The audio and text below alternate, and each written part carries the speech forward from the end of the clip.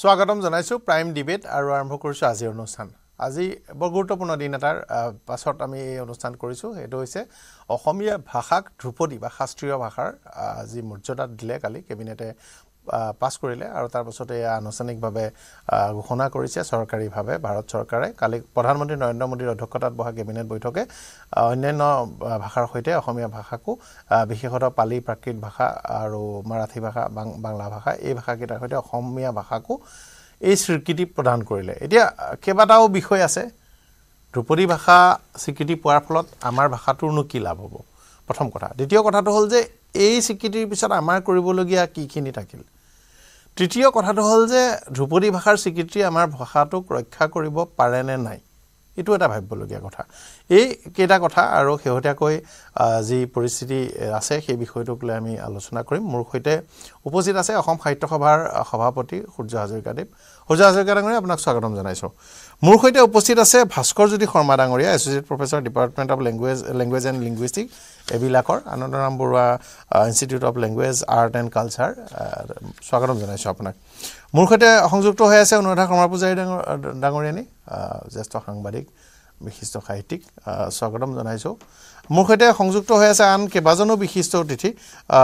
খনে সময়ৰ পিছতে কুলধৰ শইকীয়া ডাঙৰীয়া সংযুক্ত হ'ব কুলধৰ শইকীয়া ডাঙৰীয়ে তেখেতে সাহিত্য সভাৰ সভাপতি হৈ থকাৰ সময়ত যথেষ্ট গুৰুত্বপূৰ্ণ ভূমিকা লৈছিল অৰিন্দম বৰকটকী মোৰ সৈতে সংযুক্ত হৈ আছে অৰিন্দম বৰকটকী স্বাগতম জনাইছো নগাঁৱৰ পৰা সংযুক্ত হৈছে লেখক বিশ্লেষক সমালোচক অৰিন্দম বৰকটকী অসমীয়া ইংৰাজী দুইটা ভাষাতে সাহিত্যৰ সৈতে দীঘলীয়া দিন ধৰি চৰ্চা কৰি আছে আৰু নীলিম কুমাৰ ডাঙৰীয়া সংযুক্ত হৈছে স্বাগতম জনাইছো আৰু অংকুৰ ডেকা ডাঙৰীয়া সংযুক্ত হৈছে ৰঙিয়াৰ পৰা অংকুৰ ডেকা ডাঙৰীয়া আপোনাকো স্বাগতম জনাইছো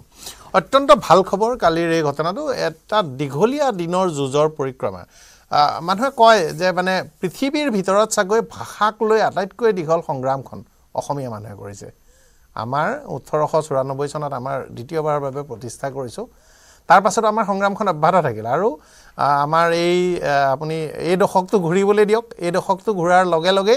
আমাৰ সংগ্ৰামখন চলাই থকা 200 বছৰ হ'ব পৃথিৱীত কি জানি খুব কমেইহে এনেকুৱা জাতি আছে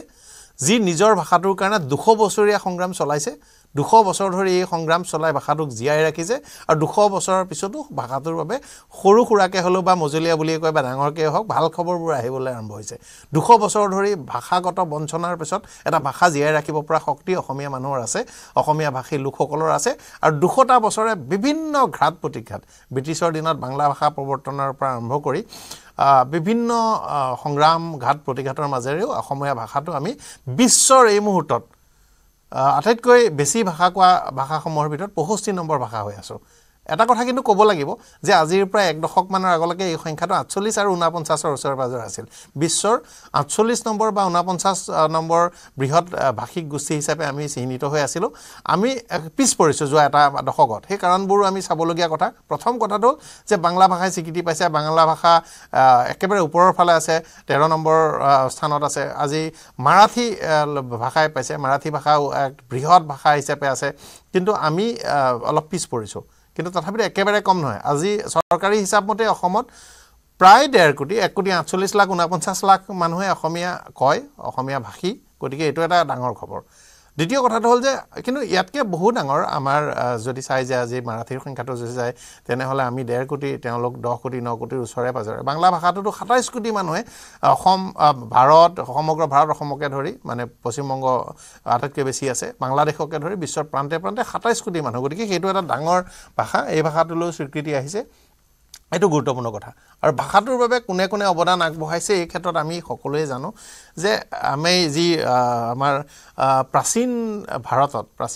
প্ৰাচীন ভাৰত মানে ভাৰত বুলি তেতিয়া এখন দেশ ৰাষ্ট্ৰ হিচাপে নাথাকে এটা মাত্ৰ চিনাকি পৰিৱেশ থকাৰ দিনৰ আগৰে পৰা অসমীয়া ভাষাৰ তথ্য উদ্ধাৰ হৈছে কমপক্ষে 1600-1700 বছৰ পূৰ্বৰ অসমীয়া লিপিৰে অসমীয়া লিখাৰ তথ্য উদ্ধাৰ হৈছে আৰু এটো বিজ্ঞানসন্মতভাৱে দিয়া হৈছে কিন্তু ভাষাৰ বিৰুদ্ধে এটা ষড়যন্ত্ৰ আছিল ইংৰাজসকলক বুজোৱা হৈছিল যে অসমীয়া ভাষা এটা স্বকীয় ভাষা নহয় এই বাংলা ভাষাৰ এটা উপগোষ্ঠী আনকি ইউনিকোডত বুজোৱা হৈছিল যে অসমীয়া ভাষা বাংলাৰ এটা উপগোষ্ঠী গতিকে উপগোষ্ঠী হিচাপে পৃথক ইউনিকোডৰ স্বীকৃতি নাপায় ফলত আমি পৃথক ট্ৰান্সলিটাৰেশন কোড পোৱা নাই আমি বাংলা ভাষাৰ উপভাষা হিচাপে কিছুমান ইউনিকোডৰ ট্ৰান্সলিটাৰেশন কোড আমি শেয়াৰ কৰিছো আৰু আমাৰ যি দুটা পৃথক বৰ্ণ আছে সেই বৰ্ণ দুটাৰ ভাবে আমাক দুটা বেলেগকৈ ট্ৰান্সলিটাৰেশন কোড দিছে তাৰ ফলত আমাৰ ভৱিষ্যতমুখী এআই কৃত্ৰিম বুদ্ধিমত্তামুখী ভৱিষ্যতৰ তথ্য প্ৰযুক্তিমুখী যথেষ্ট সমস্যা হৈছে সেই বিষয়টো কথা ক'ম কিন্তু মই প্ৰথমতে ধন্যবাদ জনাইছোঁ কুল শইকীয়া ডাঙৰীয়াই যথেষ্ট কাম কৰিছিল অসম প্ৰকাশন পৰিষদৰ নাম ল'ব লাগিব সচিব বিশেষকৈ প্ৰমোদ কলিতা ডাঙৰীয়াৰ উদ্যোগত সুমন্ত চলিহা ডাঙৰীয়া উপাধ্যক্ষ আৰু প্ৰকাশন পৰিষদৰ সহযোগতো কাম কৰিছিল আৰু আমাৰ সৈতে উপস্থিত থকা ভাস্কৰ জ্যোতি শৰ্মা ডাঙৰীয়াও সেই কমিটিখনৰ দায়িত্বত আছিলে গতিকে শৰ্মা ডাঙৰীয়াও যথেষ্ট কাম কৰিছে এই বিষয়ত মই অতিথিসকলক স্বাগতম জনাইছোঁ আৰু সূৰ্য হাজৰিকা ডাঙৰীয়া ওচৰলৈ আহিছোঁ বহু দিনৰ মূৰত বহু যুঁজ বাগৰৰ মূৰত এটা ভাল খবৰ আহিছে খবৰ এইটো আমি সমগ্ৰ অসমবাসীয়ে উৎফুল্লিত হৈছোঁ যে অসমীয়া ভাষাটোক ভাৰতবৰ্ষৰ অন্যতম এটা ধ্ৰুপদী ভাষা হিচাপে স্বীকৃতি লাভ কৰিছে এই ক্ষেত্ৰত পোনপ্ৰথমে অসম সাহিত্য সভাৰ যোগেদিয়ে মোৰ অগ্ৰজ ইতিমধ্যে আপুনি কৈছে কুলধৰ শইকীয়াৰ দিনত কাম আৰম্ভ হৈছিল আৰু পৰৱৰ্তী পৰ্যায়ত বিভিন্ন প্ৰক্ৰিয়াৰ মাজেৰে গৈ আছে আৰু বিভিন্ন সংস্থান অসম প্ৰকাশন পৰিষদ বা আন্দোৰাম বৰুৱা সংস্থা এইসকল সংস্থা জড়িত হৈছে ভাৰত চৰকাৰে জড়িত হৈছে বিভিন্ন সংস্থা বিশেষকৈ সাহিত্য একাডেমী অসম চৰকাৰৰ যোগেদিও ইয়াৰ পৰা যথেষ্ট তেওঁলোকৰ হেঁচা প্ৰয়োগ হৈছে গতিকে হাতে সুতৰে সামগ্ৰিকভাৱে সমগ্ৰ অসমবাসীৰ আৰু বিভিন্নজনৰ শুভেচ্ছাত আৰু কৰ্ম অৱদানৰ যোগেদি আজি অসমীয়া ভাষাই এই স্থিতিটো লাভ কৰিবলৈ সক্ষম হৈছে গতিকে এইটো আচলতে কাহানিবাই হ'ব লাগিছিল যে নহওক যিকোনো কাৰণতে নহয় এতিয়া যে এই আমি প্ৰত্যাশিতভাৱে এইটো পালোঁ তাৰ কাৰণে আচলতে আমি চৰকাৰক পোনপ্ৰথমে ধন্যবাদ জনাইছোঁ আৰু মই আশা কৰিছোঁ যে অসমীয়া ভাষাটো যিহেতু এতিয়া ধ্ৰুপদী ভাষা হিচাপে স্বীকৃতি পালে তেতিয়া ইয়াৰ অৰ্থটো হ'ল যে ভাষাটোৱে যে ১৫০০ বছৰৰ পৰা ২০০০ বছৰৰ ভিতৰত এটা পুৰণি ভাষা এইটো আচলতে প্ৰতিপন্ন হ'ল আৰু এই যে প্ৰতিপন্ন হ'ল ইয়াৰ যোগেদি সুদূৰ প্ৰসাৰী প্ৰভাৱ পৰিব ভৱিষ্যতলৈ ভাৰতবৰ্ষৰ অন্যান্য এনেকুৱা ধ্ৰুপদী ভাষাসমূহৰ লগত বা পৃথিৱীৰ অন্যান্য প্ৰাচীন ভাষাসমূহৰ লগতো যে অসমীয়া ভাষাৰ এটা সমপৰ্যায়ৰ বা সেই পৰ্যায়ৰ মাত্ৰালৈ উন্নীত হ'ল ইও আমাৰ কাৰণে এটা বৰ যোগাত্মক বিষয় এতিয়া আমাৰ কৰ্তব্য কিছুমান আহিব এই কৰ্তব্যসমূহৰ ভিতৰত অসমীয়া ভাষাটোক অসমীয়া ভাষাৰ যিটো সাহিত্যিক সম্পদ আজিৰ পৰা ১৫০০ বছৰ আগৰ সেই সাহিত্যিক সম্পদসমূহ ক্ৰমান্বয়ে যিহেতু আগবাঢ়ি আহি আছে এটা সময়ত আমাৰ পুৰা লিপি বুলি কয় যিটো ফলি লিপি মাটিত লিখি পেলাই পুৰি পেলাই ৰাখি দিছিলে আন তাৰ পৰৱৰ্তী পৰ্যায়ত আহিলে আপোনাৰ শিলালিপিৰ পৰ্যায়ত পিছৰ পৰ্যায়ত আহিলে আপোনাৰ তাম্ৰলিপি বা চিল মোহৰত থকা বিভিন্ন ভাষাৰ বিষয়বস্তু তাৰপিছত আহিলে আপোনাৰ তুলাপাত সাঁচিপতীয়া পৃষ্ঠা ইত্যাদি তাৰপিছত আহিলে আমাৰ মুদ্ৰণ শিল্প আৰু এতিয়া শেহতীয়াকৈ ভাবিছে আমাৰ ডিজিটেলাইজড ছিষ্টেমত কৰিব পৰাকৈ বিভিন্ন ধৰণৰ মাধ্যম গতিকে এই যে সুদীৰ্ঘ ১০০০ বা ১৫০০ বা ২০০০ বছৰৰ পৰা ক্ৰমান্বয়ে আমাৰ ভাষাটো আগুৱাই আহি আছে আজিৰ এই স্বীকৃতিটোৱে সেই প্ৰমাণ কৰিলে যে আমাৰ ভাষাটোক আজিৰ পৰা ১৫০০ বা ২০০০ বছৰ আগৰ পৰাই প্ৰচলিত হৈ আহি আছে গতিকে অসমীয়া মানুহৰ মনত সাম্প্ৰতিক সময়ত এটা শংকা ঘনীভূত হৈছিলে যে অসমীয়া ভাষাটোৰ ভৱিষ্যত কেনেকুৱা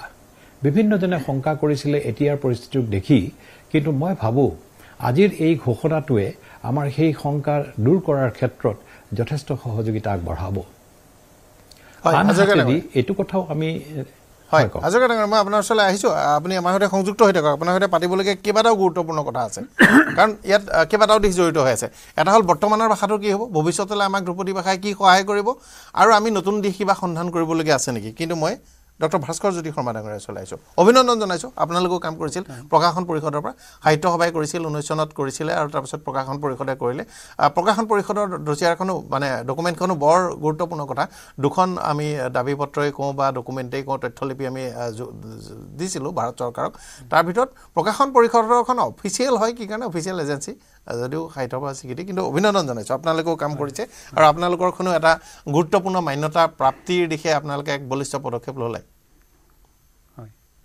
সন্মুখলৈ এতিয়া আমি চাব লাগিব বৰ্তমান আৰু সন্মুখলৈ এতিয়া আমি ধ্ৰুপদী ভাষাৰ পৰৱৰ্তী পৰ্যায়ৰ কথা সুধিছে মানে আমি আপোনাৰ সমগ্ৰ বিষয়টোৰ ওপৰত প্ৰথমতে আপোনাৰ মন্তব্য এটা জানিব মন্তব্যটো হ'ল আচলতে গোটেই প্ৰক্ৰিয়াটো আচলতে চৰকাৰী প্ৰক্ৰিয়া মানে সমগ্ৰ মানে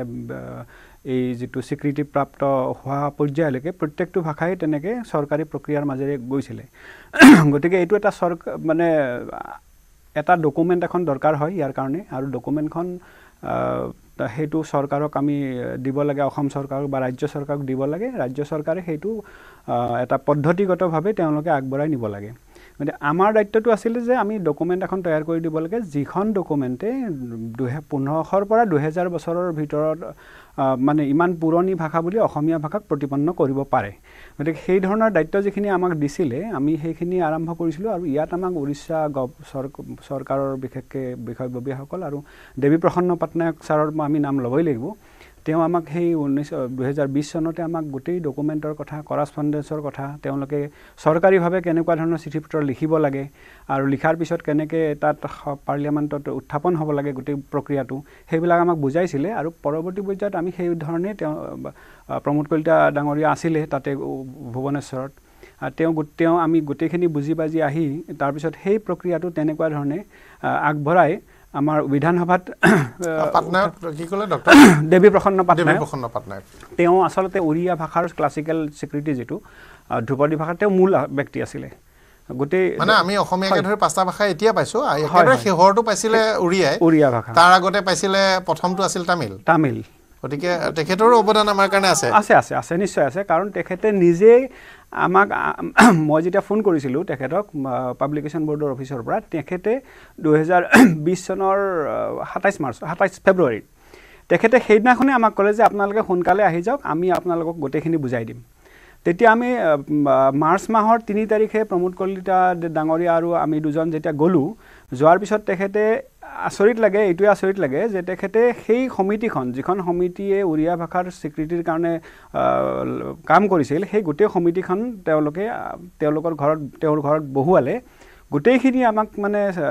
পৰামৰ্শ দিলে কেনেকৈ আগবাঢ়িব লাগিব, কি কৰিব লাগিব। কাৰণ এইটো এখন আমি ডকুমেণ্ট তৈয়াৰ কৰিলেই নহ'ব, তাক এটা অফিচিয়েল প্ৰচিডিউৰৰ মাজেদি যাব লাগিব। আৰু তাৰপিছত তেওঁলোকে কি কৰিলে, আমাক প্ৰিন্সিপাল ছেক্ৰেটাৰীৰ ওচৰলৈ লৈ গ'ল, কালচাৰেল এফেয়াৰ্ছ, হায়াৰ এডুকেশ্যন। তেওঁলোকে কেনেকুৱা ধৰণৰ কৰাছপণ্ডেঞ্চ কৰিছিলে, তাৰমানে ডকুমেণ্টখন দিয়াৰ আগতে কিছুমান কৰাছপণ্ডেঞ্চ কৰিব লাগে।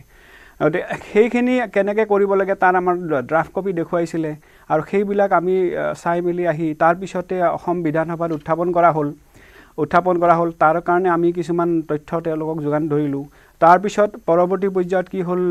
পবিত্ৰ মাৰ্ঘেৰিটা ডাঙৰীয়াই পাৰ্লিয়ামেণ্টত কথাটো উত্থাপন কৰিলে। এইটো এটা প্ৰচিডিউৰৰ ভিতৰত পৰে।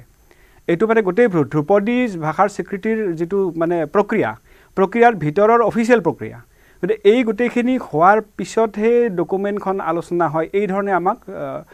তেওঁলোকে উৰিষ্যাত কথাখিনি আমাক বুজাই দিছিলে। গতিকে সেইকাৰণে ডকুমেণ্টখনৰ লগে লগে পেৰেলেলি এই কামখিনি কৰি থকা হৈছিলে। আৰু এইটোত বিশেষভাৱে আৰম্ভণিৰ পৰাই সেই সময়ৰ শিক্ষামন্ত্ৰী, তেখেত আছিলে পাব্লিকেশ্যন বৰ্ডৰ অধ্যক্ষ সেই সময়ত, মানে পদেন। গতিকে তেখেতে সেই সময়ৰ পৰাই গোটেই বস্তুটো মনিটৰিং কৰিছিলে, গোটেই বস্তুটো মানে ট্ৰেকত ৰাখিছিলে, ৰাখি এই প্ৰক্ৰিয়াবিলাক কৰা হৈছিলে। কৰা হোৱাৰ পিছত ডকুমেণ্টখন যেতিয়া ছাবমিট আমি দিয়াৰ পিছত তেওঁলোকে কৰিছে, সেইখিনিত আৰু আমাৰ কাম নাথাকে। আমি পাব্লিকেশ্যন বৰ্ডক যেতিয়া ডকুমেণ্টখন জমা দিলোঁ আৰু তেওঁলোকে আপোনালোকৰ কাম নাই আৰু বাকীখিনি চৰকাৰৰ আৰু তাৰ এক্সপাৰ্ট কমিটি আৰু চৰকাৰ আৰু তাৰপিছত কেবিনেট। এক্সপাৰ্ট কমিটি হ'লেও কেবিনেটতো এইটো মানে হেৰি নহ'ব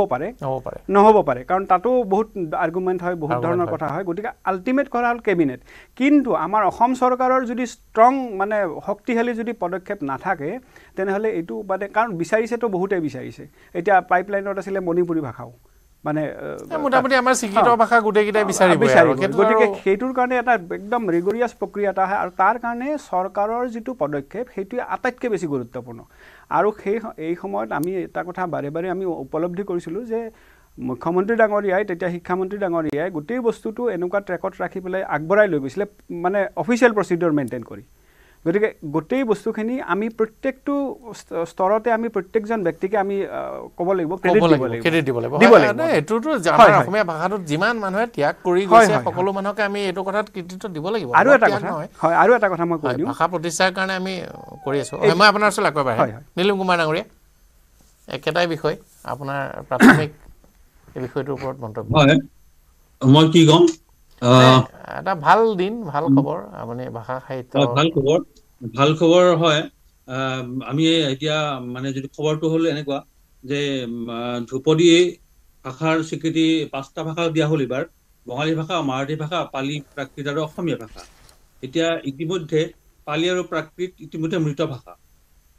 দুটা মৃত ভাষাক এতিয়া ধ্ৰুপদী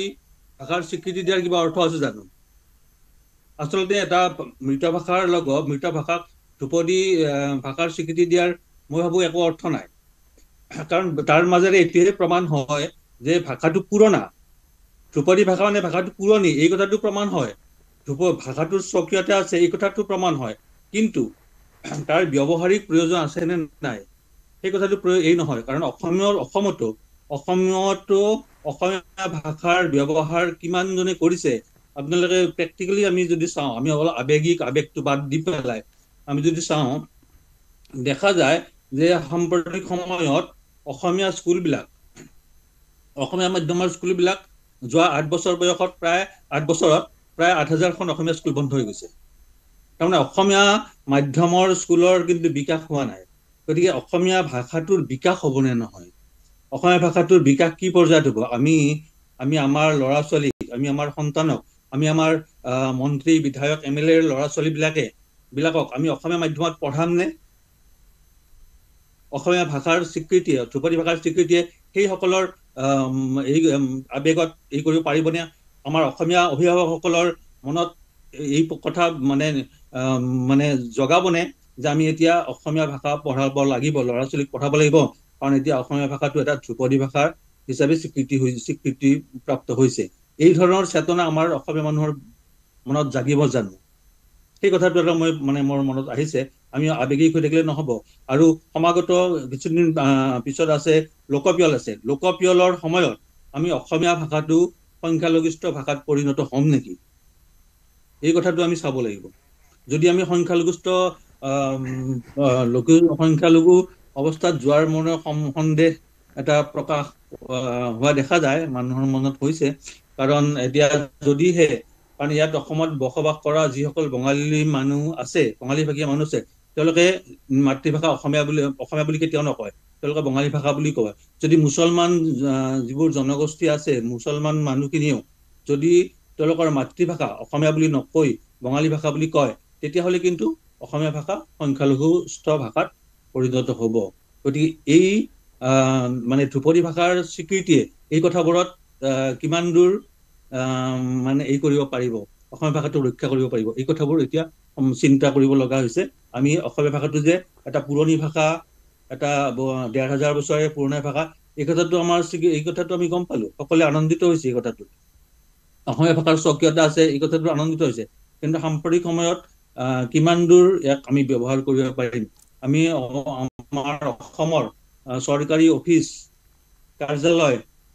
কাছাৰী, এইবোৰত আমি অসমীয়া ভাষাটোক ব্যৱহাৰ কৰিব পাৰিম নে, বাধ্যতামূলক কৰিব পাৰিম নে? আমাৰ ৰাজ্য ভাষা আইনো আছে,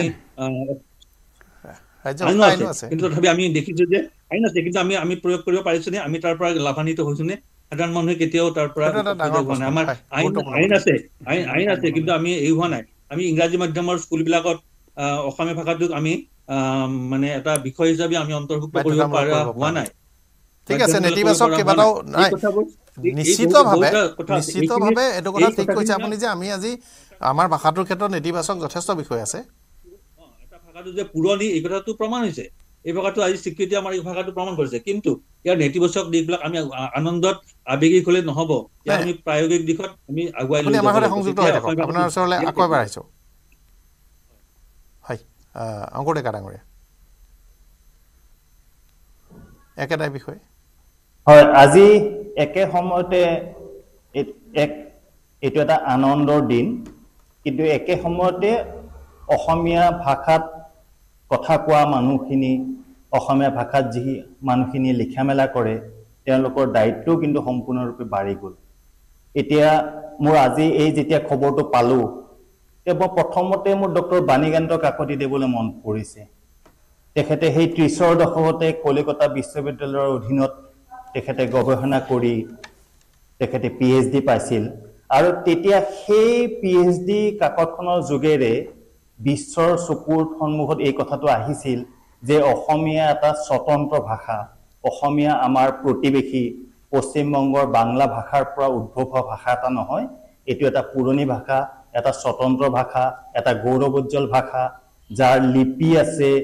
যাৰ প্ৰায় 1,500-2,000 বছৰ এটা পৰিক্ৰমা আছে, গতিকে মোৰ সেই 30ৰ দশকত ডক্টৰ বাণীকান্ত কাকতিয়ে গৱেষণা কৰি যি আমাক এক নতুন বাট দেখুৱাই থৈ গ'ল, মোৰ তেওঁলৈহে প্ৰথমতে মন পৰিছে। আৰু আমি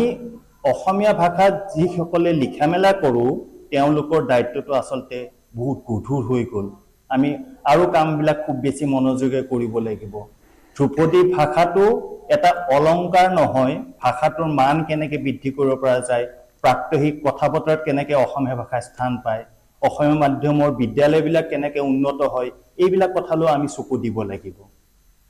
ঠিকেই, এইটো এটা গুৰুত্বপূৰ্ণ কথা ক'লে। হয়, আপোনাৰ কম বুলি কৈছিল। হয়, মই আমাৰ নীলিম কুমাৰ ডাঙৰীয়াৰ যিখিনি প্ৰশ্ন সেইখিনি প্ৰশ্ন আমাৰ চবৰে মনত আছে, কিন্তু প্ৰশ্নটোৰ আমি সমাধান কেনেকৈ কৰিম সেই বিষয়টো আমি চিন্তা কৰিব লাগিব। মূল কথা প্ৰশ্নটো হ'ল যে আমি এই অসমীয়া ভাষা যে নোকোৱা হৈছে, অসমীয়া ভাষা প্ৰয়োগ নকৰা হৈছে, এতিয়া আমি যদি পৰিক্ৰমাটো চাওঁ, মাজতে সাংঘাতিকভাৱে অসমীয়া ভাষা স্কুলবিলাকৰ মানে ডিগ্ৰেডেশ্যন বা তেনেকুৱা ধৰণৰ মানে ধ্বংসৰ মুখলৈ গৈ আছিলে। কিয় গৈ আছিলে, তাৰ গোটেই পৰিৱেশটো মানে সলনি হৈ গৈছিলে, শিক্ষকসকলৰ উপযুক্ত শিক্ষক নাছিলে। গতিকে এনেকুৱা পৰ্যায় হোৱাৰ পিছত এতিয়া যদি আপোনালোকে চায় তেনেহ'লে এতিয়া লাহে লাহে অসমীয়া বিদ্যালয়ৰ সেইবিলাক মানে নতুনকৈ আহিব ধৰিছে। কাৰণ আমি আজি কৈছোঁ যে যিবিলাক আমাৰ ইমান স্কুল বন্ধ হৈ গ'ল, স্কুল সেইবিলাক আজি বহুত বছৰ আগতেই বন্ধ হ'বলগীয়া স্কুল, বন্ধ হোৱা নাছিল অফিচিয়েলি। কিন্তু কথা হ'ল এতিয়া মোৰ নিজৰ স্কুল বন্ধ হোৱাটো দুটা দিশ আছে, এটা হ'ল ৰাজনৈতিক কাৰণ আৰু এটা হ'ল আমাৰ জাতিগত অসমীয়া মানুহৰ কাৰণ। সেইটো মই ইমান আজি ডিবেটলৈ আনিব বিচৰা নাই। এই কথাটো কৈছোঁ যে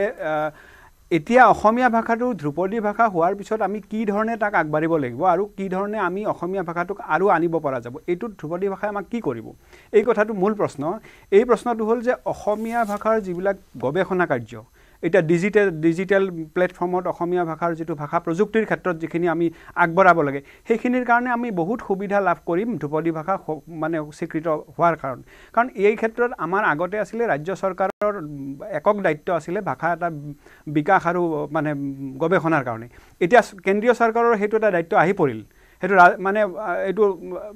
আমাৰ অফিচিয়েলি সেইটো দায়িত্ব আহি পৰিল। এতিয়া চাওক, আমাৰ অসমীয়া ভাষা মানে বিকাশ কৰিবলৈ হ'লে আমাৰ কেনেকুৱা ভাষা প্ৰযুক্তিৰ বিষয়টো লাগিব। এতিয়া চাওক, সেইদিনাখনলৈকে আমাৰ প্ৰিণ্টেবল ফণ্ট এটা নাছিলে, অসমীয়া প্ৰিণ্টেবল ফণ্ট এটা নাছিলে। যিবিলাক ফণ্ট আমি ব্যৱহাৰ কৰিছিলোঁ সেইবিলাক চব বাংলা ফণ্টৰ কাষ্টমাইজ। বাণীকান্ত ফণ্ট উলিওৱা হ'ল পাব্লিকেশ্যন বৰ্ডৰ মানে প্ৰকাশন পৰিষদৰ উদ্যোগত আৰু অসম চৰকাৰৰ উদ্যোগত। গতিকে আমি দেখিছোঁ যে এই ধ্ৰুপদী ভাষাটোৱে আমি ল'ৰা ছোৱালীক ব্যৱহাৰ কৰিব পৰা যিখিনি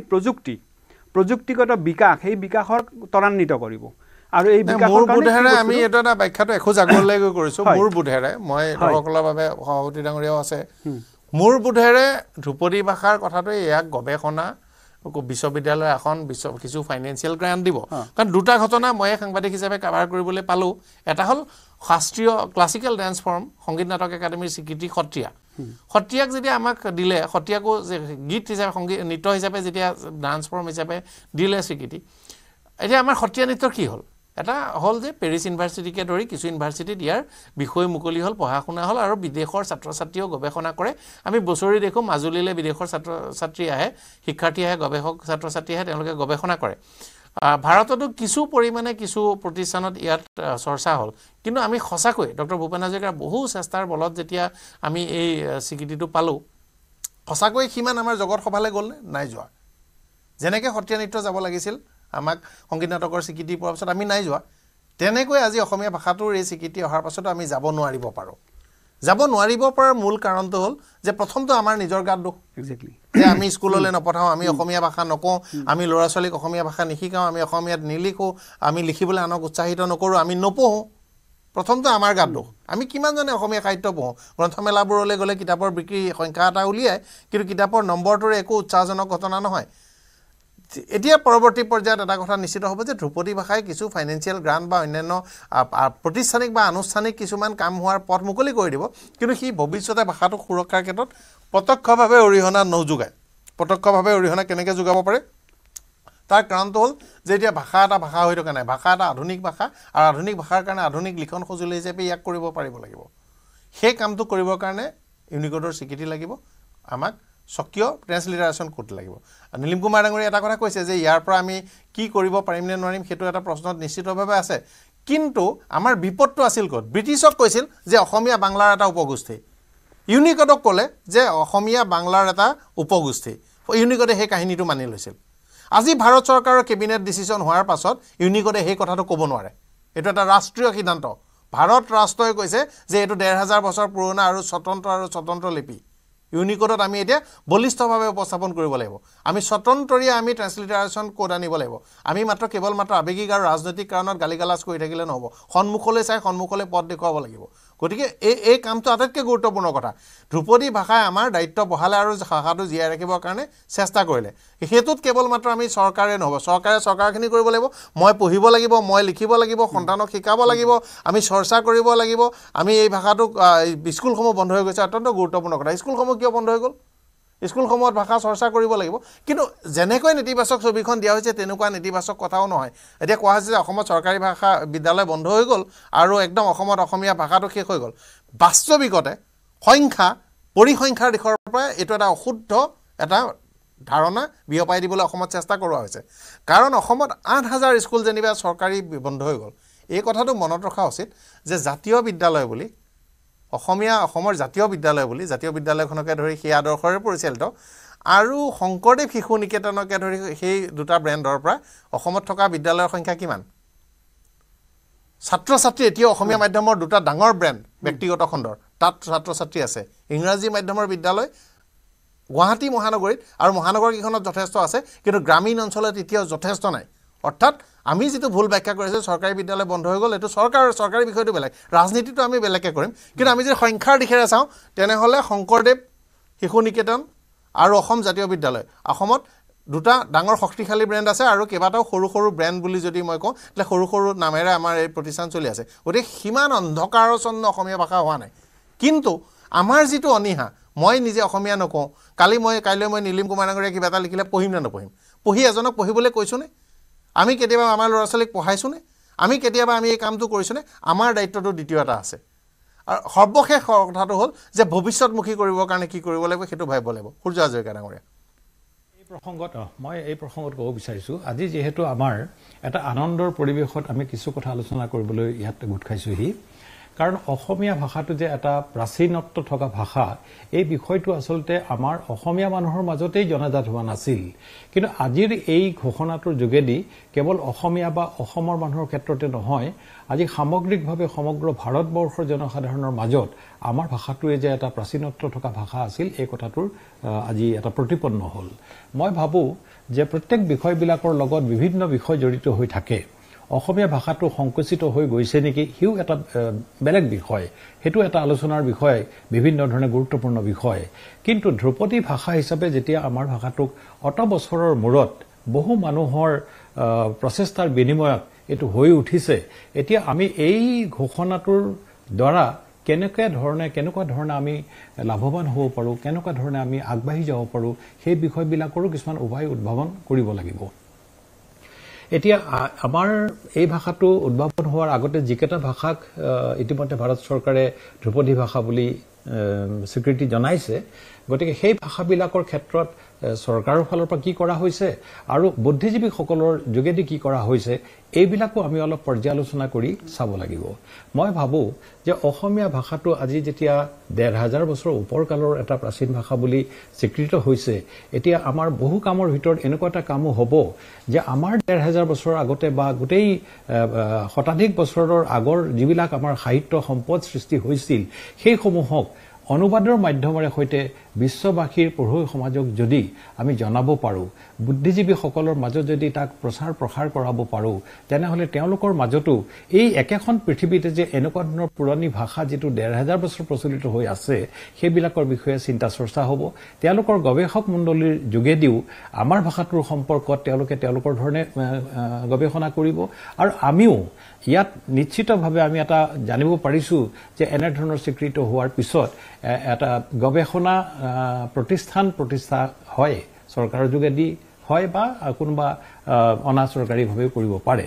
গতিকে এই যে গৱেষণা প্ৰতিষ্ঠাত কৰাৰ সুবিধাটো আছে আৰু তাত গৱেষকসকলক জড়িত কৰিবৰ কাৰণে সুবিধাটো আছে গতিকে এই গৱেষণাৰ যোগেদি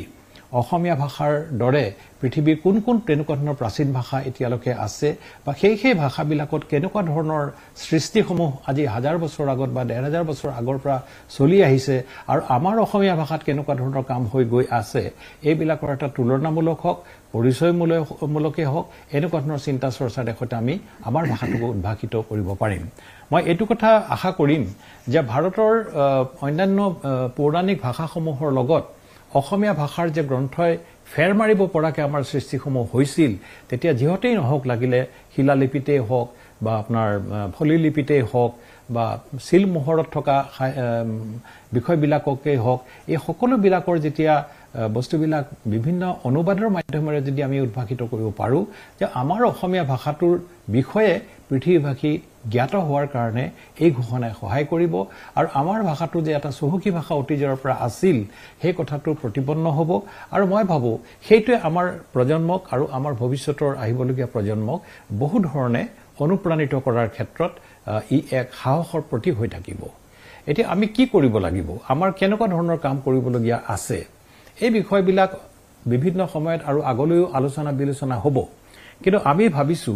যে এই ক্ষেত্ৰত আমি আমাৰ বিশেষকৈ অসমৰ যিসকল ছাত্ৰ ছাত্ৰী বা গৱেষক বা অনুসন্ধিৎসা থকা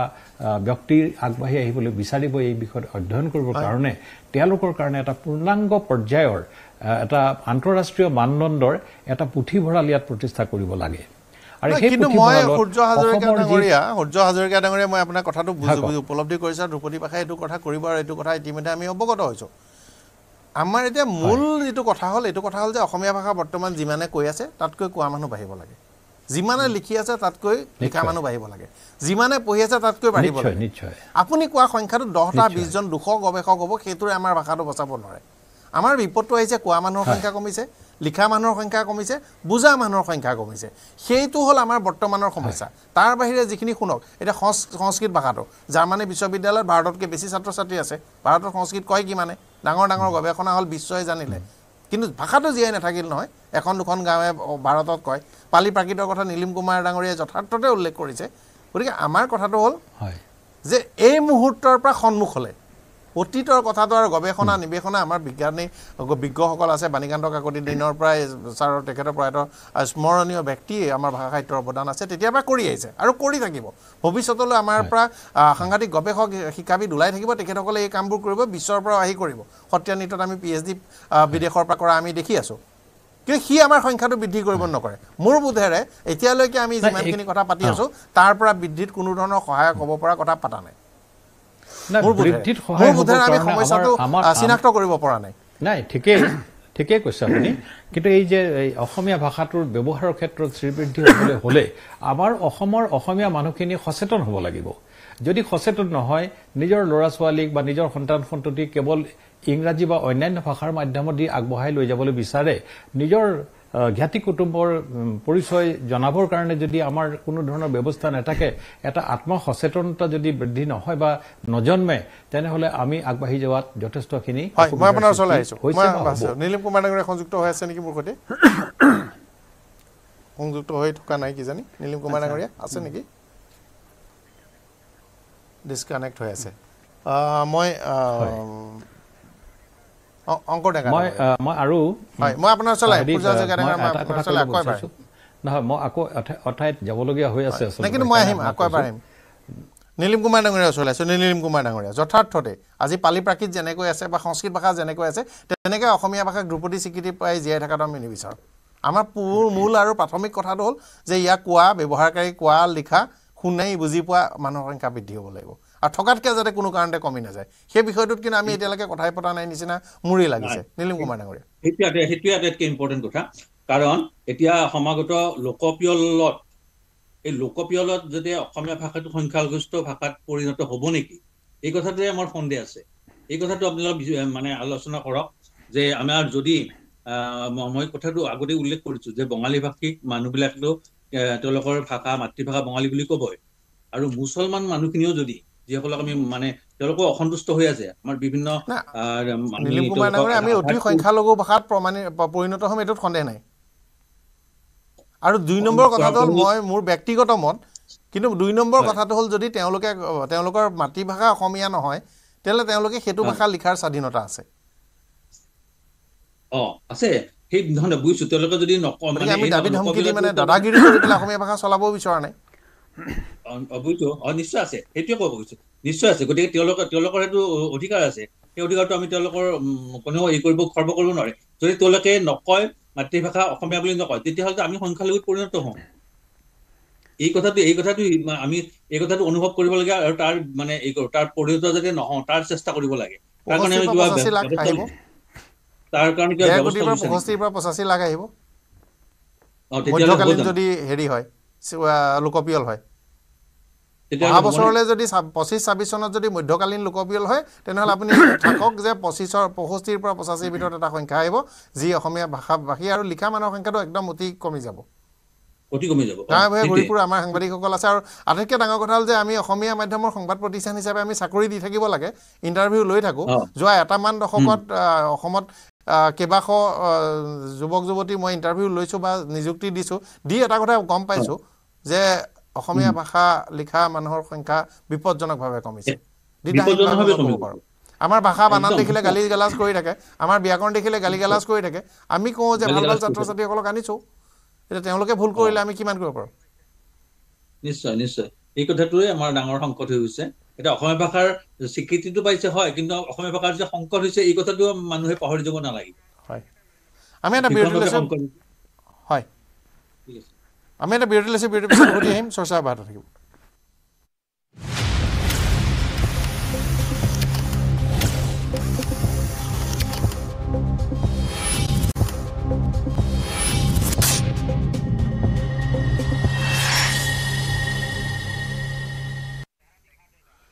বিৰতিৰ পিছত স্বাগতম জনাইছোঁ আৰু চৰ্চা কৰি আছোঁ আমাৰ প্ৰাণৰ অসমীয়া ভাষা কালি যি ভাৰত চৰকাৰৰ পৰা স্বীকৃতি লাভ কৰিলে আৰু তাৰ পাছত আমাৰ যাত্ৰা কেনেকুৱা হ'ব। অৰুণৰাধা শৰ্মা পূজাৰী ডাঙৰীয়ানী আমাৰ সৈতে সংযুক্ত হৈ আছে আৰু অৰিন্দম বৰকটকী ডাঙৰীয়াও আছে। অৰিন্দম বৰকটকী ডাঙৰীয়াৰ ওচৰলৈ আহিছোঁ। সুখবৰ, কিন্তু এতিয়া সন্মুখলৈ আমাৰ সকলোৰে সন্মুখত এটা ডাঙৰ প্ৰত্যাহ্বান আছে। ভাষাটো শক্তিশালী ৰূপত ৰাখিব লাগিব, ব্যৱহাৰকাৰী সংখ্যা বৃদ্ধি পাব লাগিব। অৰিন্দম বৰকটকী ডাঙৰীয়া,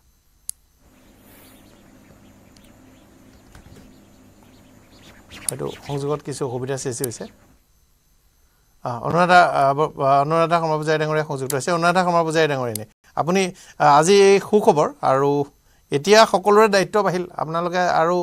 দায়িত্ব ল'ব লাগিব যদি শুনি আছে। অনুৰাধা শৰ্মা পূজাৰী ডাঙৰীয়া,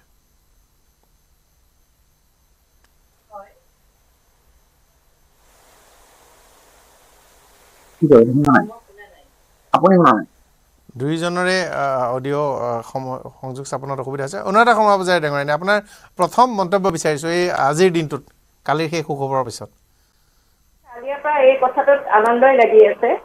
কাৰণ এটা বিশাল সংগ্ৰামৰ পিছত এই ঊনবিংশ শতিকাৰ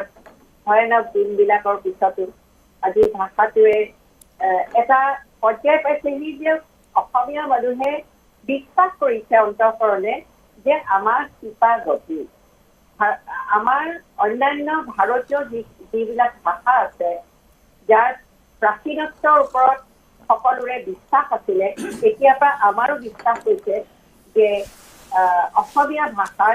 শিপা অত্যন্ত গভীৰলৈকে যোৱা আৰু তাত কোনো সন্দেহ নাই। গতিকে এই স্বীকৃতিয়ে ভাষাটোৰ কাৰণে এক ধৰণৰ, মই ভাবোঁ এক ধৰণৰ ৰক্ষা কৱচৰ দৰে দিছে, কাৰণ আমাক পদে পদে সংশয় হৈ থাকে বহু কথাত, আৰু বিশেষভাৱে নৱপ্ৰজন্মই প্ৰায়ে অসমীয়া ভাষাত চিন্তা চৰ্চা কৰা ইতিমধ্যে এৰি দিছে। গতিকে তেনেকুৱা এটা সময়ত এনেকুৱা এটা খবৰে সকলো অসমীয়াৰ মনলৈ এক সাহস আনিছে। হয়, আমাৰ সৈতে সংযুক্ত হৈ থাকক অৰিন্দম বৰকটকী ডাঙৰীয়া।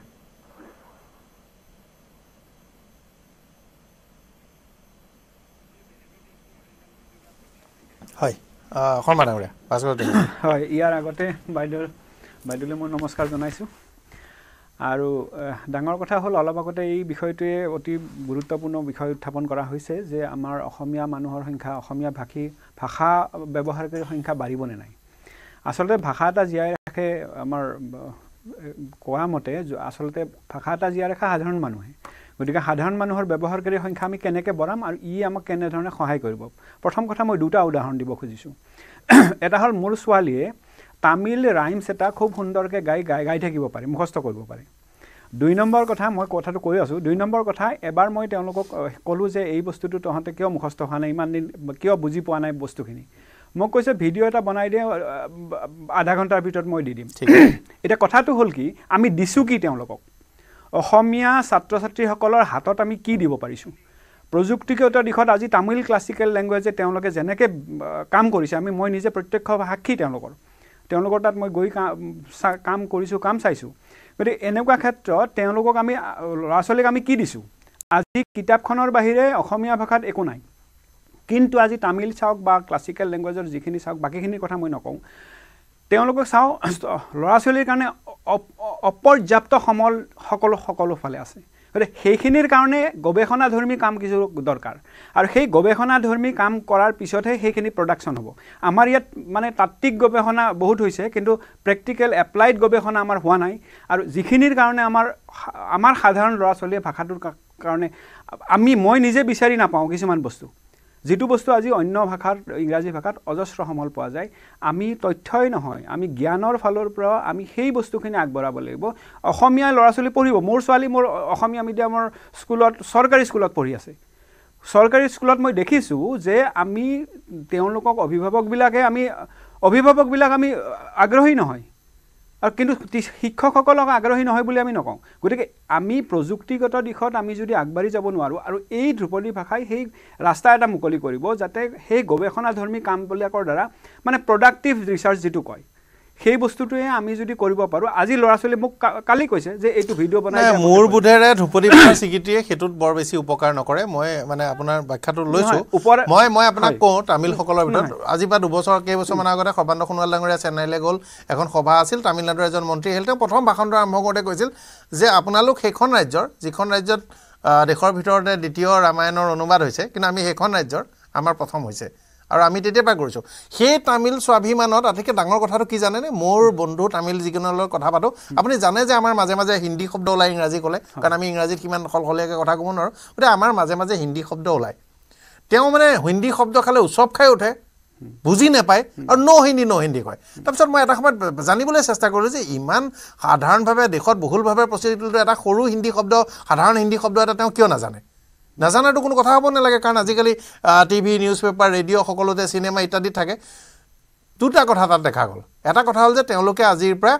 শতিকা পূৰ্বে বা বহু বছৰৰ পূৰ্বে তেওঁলোকে এটা আন্তঃক্ষেত্ৰ নিচিনা কৰি ল'লে য'ত বেলেগে এই দেৱালখন ভাঙি পেলাই যাব পৰা নাই কিন্তু আমাৰ কি হৈছে আপোনাৰ কথা এটা অসমীয়া এই মুহূৰ্তত আমি যাকে দুখ নিদিওঁ কিয় কাইলৈ এই মুহূৰ্তত মাতৃ হোৱা এগৰাকী নাৰী বা পিতৃয়ে তেওঁৰ 1 বছৰীয়া 1.5 বছৰীয়া 2 বছৰীয়া সন্তানটো আছে হয়তো তেওঁ ভাত ৰান্ধিবলৈ যাব কাম কৰিবলৈ যাব তেওঁ উমলাবলৈ দিছে টিভিটো অন কৰি দিব বা মোবাইলটো দিব মোক কওকচোন একেলগে 2 ঘণ্টা মাল্টিমিডিয়া কণ্টেণ্ট কি আছে অসমত এক্সেক্টলি তামিলনাডুত মই যেতিয়া ঘৰত খেল চাওঁ তেতিয়া মই ইংৰাজী ভাষাত কৰোঁ কাৰণ হিন্দীটো ভাল নহয়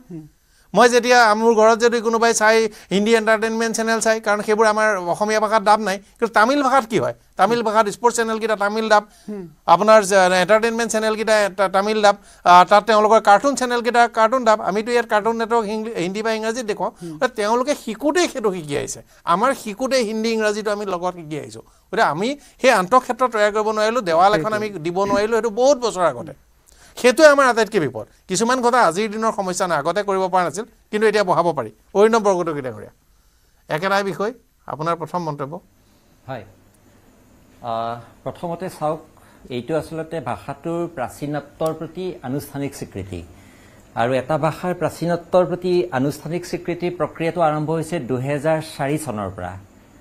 তাৰ অৰ্থ ইয়াৰ আঁৰত এটা জাতীয়তাবাদী স্পিৰিট বা জাতীয়তাবাদী দাবী এটা জড়িত হৈ আছে আৰু যিটো প্ৰথমবাৰৰ বাবে আগুৱাই আনিছিলে আমাৰ তামিলসকলে আৰু যি সময়ত তেওঁলোকৰ 9 কোটি জনসংখ্যা আছিলে ই সদায় গুৰুত্ব দিছে যে ভাষাটোৰ যিটো স্বকীয় ইতিহাস আৰু দ্বিতীয়টো যিটো স্বাধীন যিটো ঐতিহ্য ট্ৰেডিশ্যন আৰু লিটাৰেৰী হিষ্ট্ৰী এই দুটা কথাত গুৰুত্ব দিছে আৰু মই ভাবোঁ আমাৰ অসমীয়াৰ কাৰণে আজিৰ সময়ত এই কথাটো অতি প্ৰয়োজনীয় কাৰণ আজি 6 মাহ আগতেও অসমীয়া ভাষাৰ স্বকীয়তাক লৈ এজন বিশেষ ব্যক্তিয়ে মন্তব্য দিয়া আমি ছ'চিয়েল মিডিয়াতেই দেখিবলৈ পাইছিলোঁ এই আনুষ্ঠানিক স্বীকৃতিয়ে আমাৰ যি এক আত্মবিশ্বাস মই ভাবোঁ সেই আত্মবিশ্বাসটো বঢ়াব আৰু দ্বিতীয়তে আমি লক্ষ্য কৰিছোঁ এইবাৰ এই 1500 বছৰীয়া তামিলৰ ক্ষেত্ৰত 1000 বছৰ আছিলে এতিয়া এই 1500 বছৰীয়া হৈছে আৰু লগতে পয়েট্ৰিৰ লগতে প্ৰজৰ কথাটো আহিছে গতিকে একে সময়তে কবিতা আৰু গদ্যটো যে আমাৰ স্বতন্ত্ৰতা স্বকীয় এটা পৰিস্থিতি আছিলে সেই কথাটো এই স্বীকৃতিয়ে আমালৈ আনিছে গতিকে যিটো জাতীয়তাবাদ গতিকে মই গোটেই ঘটনাটোৰ আঁৰত এটা জাতীয়তাবাদী ৰাজনীতি বুলি নকওঁ জাতীয়তাবাদী এটা স্পিৰিটৰ যিটো অৱদান সেই অৱদান দেখিবলৈ পাওঁ যাৰ কিন্তু আমাক পথটো দেখুৱাইছিলে তামিলসকলে এতিয়া এই কথাটোৱে আমাক পোনপ্ৰথমতে আমাক সহায় কি কৰিব যেনে ধৰক ডিজিটেলাইজেশ্যনৰ ক্ষেত্ৰত আপুনি যি কথাটো কৈছে হয় আমাৰ ইমান কণ্টেণ্ট ৱেব কণ্টেণ্ট আমাৰ ইমান নাথাকে কিন্তু যেতিয়া আমাৰ 1500 বছৰ পুৰণা পুথিপাঁজিসমূহৰ পৰা আৰম্ভ কৰি আজিলৈকে যেতিয়া প্ৰক্ৰিয়াবোৰ ডিজিটেলাইজেশ্যনৰ কথাবোৰ আহিব যি নিঃসন্দেহে আমাৰ যিখন এই ৱেব পৃথিৱীখনত আমাৰ যিটো গুৰুত্ব সেই গুৰুত্বটো ভাষাৰ যিটো গুৰুত্ব শব্দ সংখ্যা বঢ়া বা লিটাৰেচাৰ বঢ়া বিভিন্ন ধৰণে আমাৰ গুৰুত্বটো বঢ়াব একে সময়তে মই অলপ আগতে বেলেগ এটা হেৰিটো কৈছোঁ যে গুৱাহাটী ইউনিভাৰ্চিটিত যদি আপোনালোকে ধৰক তামিল ভাষা এতিয়া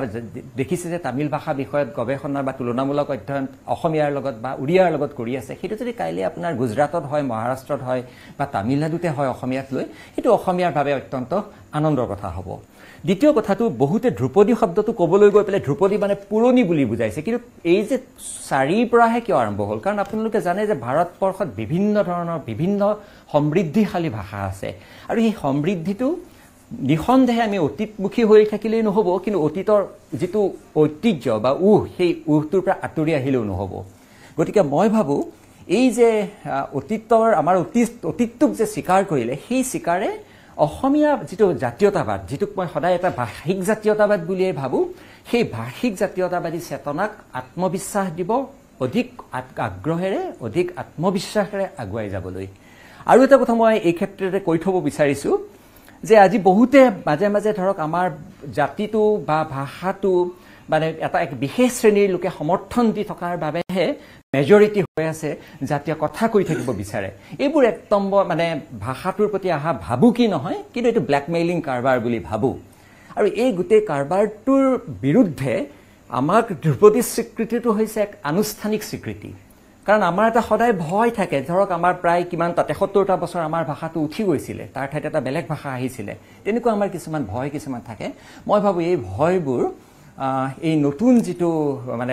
হেৰি এই চৰকাৰে যিটো আমাক স্বীকৃতি দিয়ে সেই স্বীকৃতিয়ে আঁতৰাবলৈ সক্ষম হ'ব এতিয়া মই কেইটামান কথা ক'ব বিচাৰিছোঁ যে 2004 চনত যেতিয়া এই স্বীকৃতি দিছে তাৰ পিছতে নগেন শইকীয়া ছাৰে এই কথাটোৰ কথা কৈছিলে যে আমাৰ ভাষাটো যদি বিশ্বেশ্বৰ হাজৰিকা ছাৰে সেই কথাটো কৈছিলে কৰবী ডেকা হাজৰিকা যেতিয়া ভাষা লেংগুৱেজ এডভাইজাৰী পৰিষদৰ সভাপতি আছিল তেখেতে কথা কৈছিলে 16-17 চনত সংগীতা শইকীয়াই যেতিয়া প্ৰবন্ধবোৰ লিখিছিলে তেতিয়া মই দেখিছোঁ তেখেতে সেই প্ৰসংগটো আনিছে তাৰ পৰিৱৰ্তনত চৰকাৰীভাৱে দায়িত্বটো আমাক অসম প্ৰকাশন পৰিষদক দিছে মই ভাস্কৰ জ্যোতি শৰ্মাক বিশেষভাৱে কৃতজ্ঞতা জনাব বিচাৰিছোঁ ধন্যবাদ জনাব বিচাৰিছোঁ লগতে প্ৰমোদ কলিতাক তেখেতক ধন্যবাদ জনাব বিচাৰিছোঁ আৰু লগতে 2021 চনত অসম সাহিত্য সভাৰ সভাপতি হোৱাৰ পিছত কুল শইকীয়াই মানুহৰ মাজত যিটো ক্লাছিকেল মানে ধ্ৰুপদী সাহিত্যৰ যিটো দাবীটো এইটো অকল সাহিত্য সভাৰ জৰিয়তে অসমীয়া মানুহৰ এটা দাবী কৰি তুলিছিল মই ভাবোঁ চৰকাৰ ইয়াৰ দ্বাৰাও মানে নিঃসন্দেহভাৱে প্ৰভাৱিত বুলি নকওঁ চৰকাৰে ইয়াৰ দ্বাৰাও অনুপ্ৰেৰণা লাভ কৰিছে বা তেওঁলোকে কুল শইকীয়াই যিটো হেৰি দিছিলে প্ৰপ'জেল যিটো দিছে সেইটো নিঃসন্দেহে আমাক সহায় কৰিছে গতিকে এই সকল লোকৰ প্ৰতি আমি নিঃসন্দেহে সদায় কৃতজ্ঞ হৈ থাকিব লাগিব যিসকলে হয় হয় গুৰুত্বপূৰ্ণ বিষয় কৈছে আপোনালোক সংযুক্ত হৈ থাকক নীলিম কুমাৰ ডাঙৰীয়া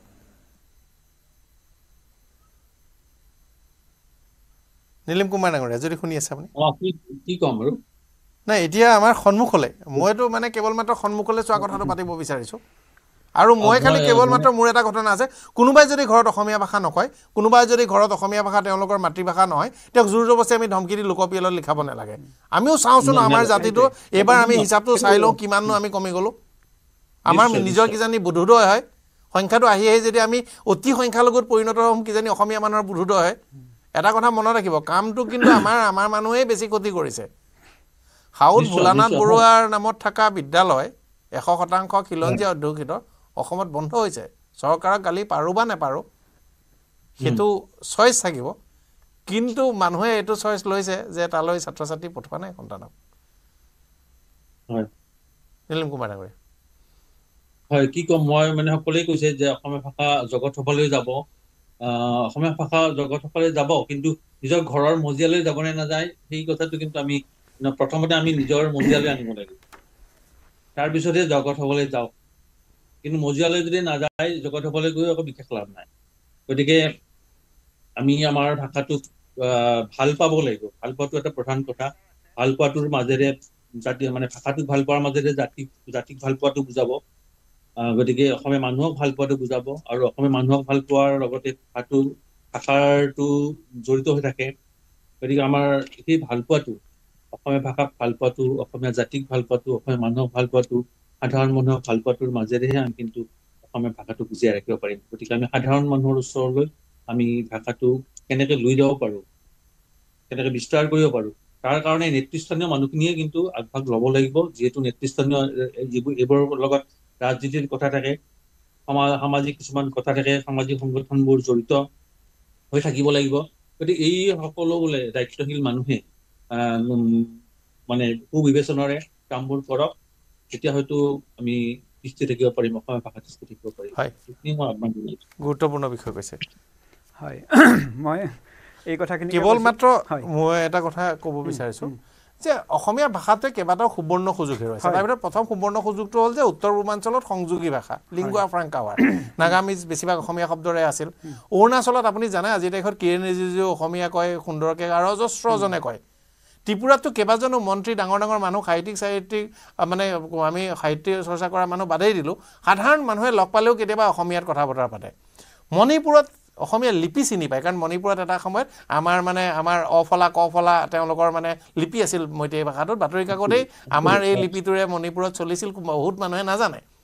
ত্ৰিপুৰাত বহুতে অসমীয়া মানুহটো জানে অসমীয়া ভাষাৰ বিষয়ে তেওঁলোকৰ এটা আদৰণ আছে কিন্তু আমাৰ কেতিয়াবা জাত্যাভিমান অতি স্বাভিমান ইত্যাদি কথাৰ কাৰণে তেওঁলোক আঁতৰি গ'ল আমি এই সুবৰ্ণ সুযোগটো হেৰুৱালোঁ এতিয়াও কিন্তু সময় আছে এইবোৰে আঁকোৱালি ল'ব কিন্তু এইবাৰ আমি জাপি দিয়াটো হ'ব নোৱাৰিব বিনিময় হ'ব লাগিব নিশ্চয় বিনিময় হ'ব লাগিব মই অসমীয়া শিকিছোঁ বড়ো ব্যক্তি এজনৰ পৰা আমি বড়ো শিকিব লাগিব তেওঁ অসমীয়া কেতিয়াবা ক'ব এই বিনিময়টো আমাৰ হৈছে নাই কাৰ্বিজনৰ লগত আমাৰ বিনিময় হৈছে নাই তাৰপাছত আমি উত্তৰ পূৰ্বাঞ্চললৈ বিনিময় কৰিব যাম অংকুৰ ডেকা ডাঙৰীয়া নাই এইটো এটা গুৰুত্বপূৰ্ণ কথা আমি এটা ভাষাক ধ্ৰুপদী ভাষাৰ মৰ্যাদা দিয়াৰ লগে লগে প্ৰথম কথাটো হৈছে এই যিটো আৱেগ এইটো এদিনীয়া হ'ব নালাগে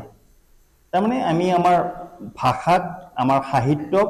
আমি একেবাৰে অন্তঃকৰণেৰে ভাল পাব লাগিব মোৰ এটা মন পৰে যেতিয়া ডক্টৰ ভূপেন হাজৰিকা ঢুকাইছিল তেতিয়া গোটেই গুৱাহাটীখন জনসমুদ্ৰ হৈ গৈছিল তেতিয়া এনেকুৱা ভাৱ হৈছিল যেন সকলো সভা সমিতি বা সকলো আমাৰ অসমীয়া কাৰ্যসূচীত ডক্টৰ ভূপেন হাজৰিকাৰ সুৱদী গান শুনিবলৈ পাম কিন্তু বাস্তৱত সেইটোতো হৈ নুঠিল সেই গতিকে আজি ধ্ৰুপদী ভাষা হৈছে টিভিত এইটোক লৈ আলোচনা চক্ৰ হৈছে বাতৰি কাকতত বৰ বৰ হৰফেৰে বাতৰি ওলাইছে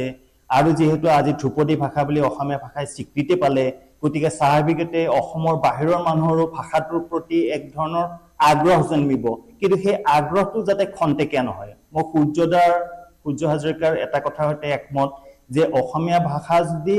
বিশ্বৰ বুকুলৈ নিব লাগে তে অসমীয়া সাহিত্যৰ যিখিনি বাচক বচনীয়া লেখা সেইখিনি আসলে বিভিন্ন ভাষালৈ অনুবাদৰ আমি ব্যৱস্থা কৰিব লাগে মই সদায় এটা কথা বিশ্বাস কৰোঁ আৰু সেইটো সকলোৱে স্বীকাৰো কৰে যে সৌৰভ কুমাৰ চলিহাই বিশ্বমানৰ গল্প লিখিছিল তেওঁৰ বিষয়ে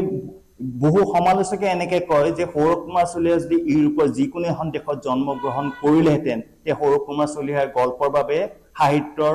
প্ৰথম নোবেল বঁটা তাৰমানে উত্তৰ পূৰ্বাঞ্চলৰ পৰা বা অসমৰ পৰা পালেহেঁতেন সেইটো আমাৰ এটা ডাঙৰ দুৰ্ভাগ্য আজি নীলমণি ফুকনৰ কবিতা যদি সৌ তাহানিতে যদি স্পেনিছ জাৰ্মান বা ফৰাচী ভাষালৈ অনুবাদ হ'লহেঁতেন কোনে জানে যি নীলমণি ফুকনে জ্ঞানপীঠ বঁটাতে সন্তুষ্ট হ'বলগীয়া হ'ল কিজানি নীলমণি ফুকনৰ কাৰণে অসমে সাহিত্য নোবেল বঁটা পালেহেঁতেন গতিকে মুখ্য কথাটো হ'ল ভাষাটোক আন্তৰিকতাৰে শ্ৰদ্ধা কৰিব লাগিব ভাষাটো শুদ্ধভাৱে চৰ্চা কৰিব লাগিব আমি অসমীয়া ভাষাত যি সামান্য সংখ্যকে লিখা মেলা কৰোঁ তেওঁলোকৰ দায়িত্বটো আৰু বাঢ়িল আৰু আমাক দক্ষ অনুবাদক লাগে দক্ষ অনুবাদকে বিশ্ব সাহিত্যলৈ অসমীয়া ভাষা নিব পাৰিব আজি জাৰ্মানৰ এগৰাকী মানুহে সৌৰভ কুমাৰ চলিহা এটাৰ গল্প অসমীয়া ভাষা শিকি পেলাই পঢ়াৰ তাৰ তেওঁৰ সুযোগ নাই গতিকে আমাৰ কৰ্তব্যটো হ'ব যে সৌৰভ কুমাৰ চলিহাৰ বাচকবনীয়া গল্পবিলাক আমি জাৰ্মান ভাষালৈ, ফৰাচী ভাষালৈ, স্পেনিছ ভাষালৈ অনুবাদৰ ব্যৱস্থা কৰিব লাগিব। তেতিয়াহে এইবিলাক যাব। অনুবাদ এটা গুৰুত্বপূৰ্ণ কথা। আমাৰ প্ৰাচীন সাহিত্যৰ পৰা আৰম্ভ কৰি আধুনিক সাহিত্যলৈকে গোটেইখিনি অনুবাদ কাম কৰিব লাগিব। বিষয়টো কথা পাতিম, এটা চমু বিৰতি লৈছোঁ, বিৰতিৰ পিছত ঘূৰি আহিম। কিন্তু আকৌ এবাৰ কৈছোঁ যে সন্মুখ হ'লে বিশ্বত যেনিবা ৰজন জনাই গ'ল সংস্কৃত ভাষাৰ দৰে, ৰজন জনাই গৈছে বিশ্বৰ বিশ্ববিদ্যালয়, বিশ্বৰ প্ৰান্তে প্ৰান্তে বিশ্ববিদ্যালয়ত সংস্কৃতৰ গৱেষণা নিৱেশনা চলি আছে। আমি ইয়াৰ সংখ্যাটো কমি গ'লে কি হ'ব? মই কৈছোঁ যে লোকপ্ৰিয়লৈ আমাক এটা ইংগিত দিব, কিন্তু আমি বাহ্যিকভাৱে যিটো দেখিছোঁ সেইটোৰ পৰা উৎসাহজনক ছবিখনলৈ যাবলৈও কথা পাতিব লাগিব। এটা বিৰতি লৈছে, বিৰতিৰ পিছত উঠিম।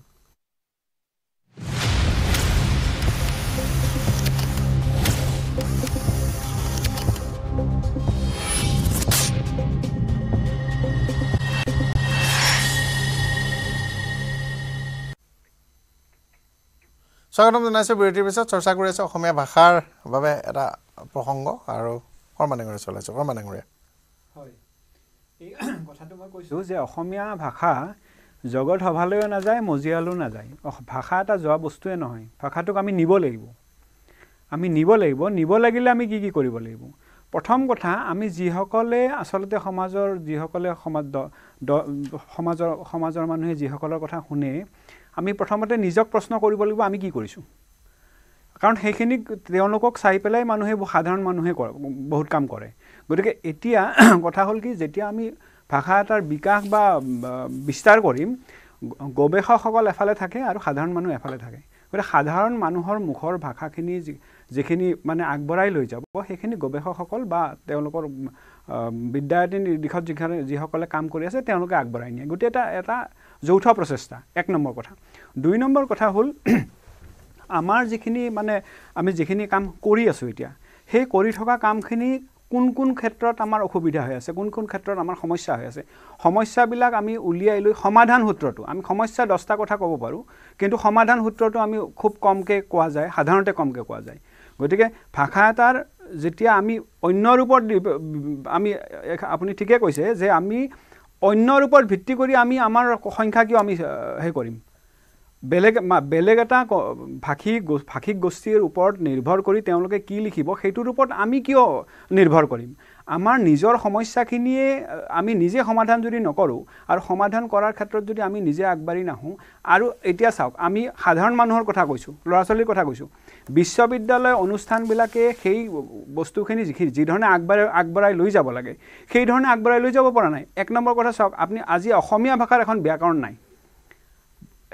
হেমচন্দ্ৰ বৰুৱাই যিখিনি লিখি থৈ গৈছিলে বা তাৰ পৰৱৰ্তী পৰ্যায়ত লিখি থৈ গৈছিলে, তাৰ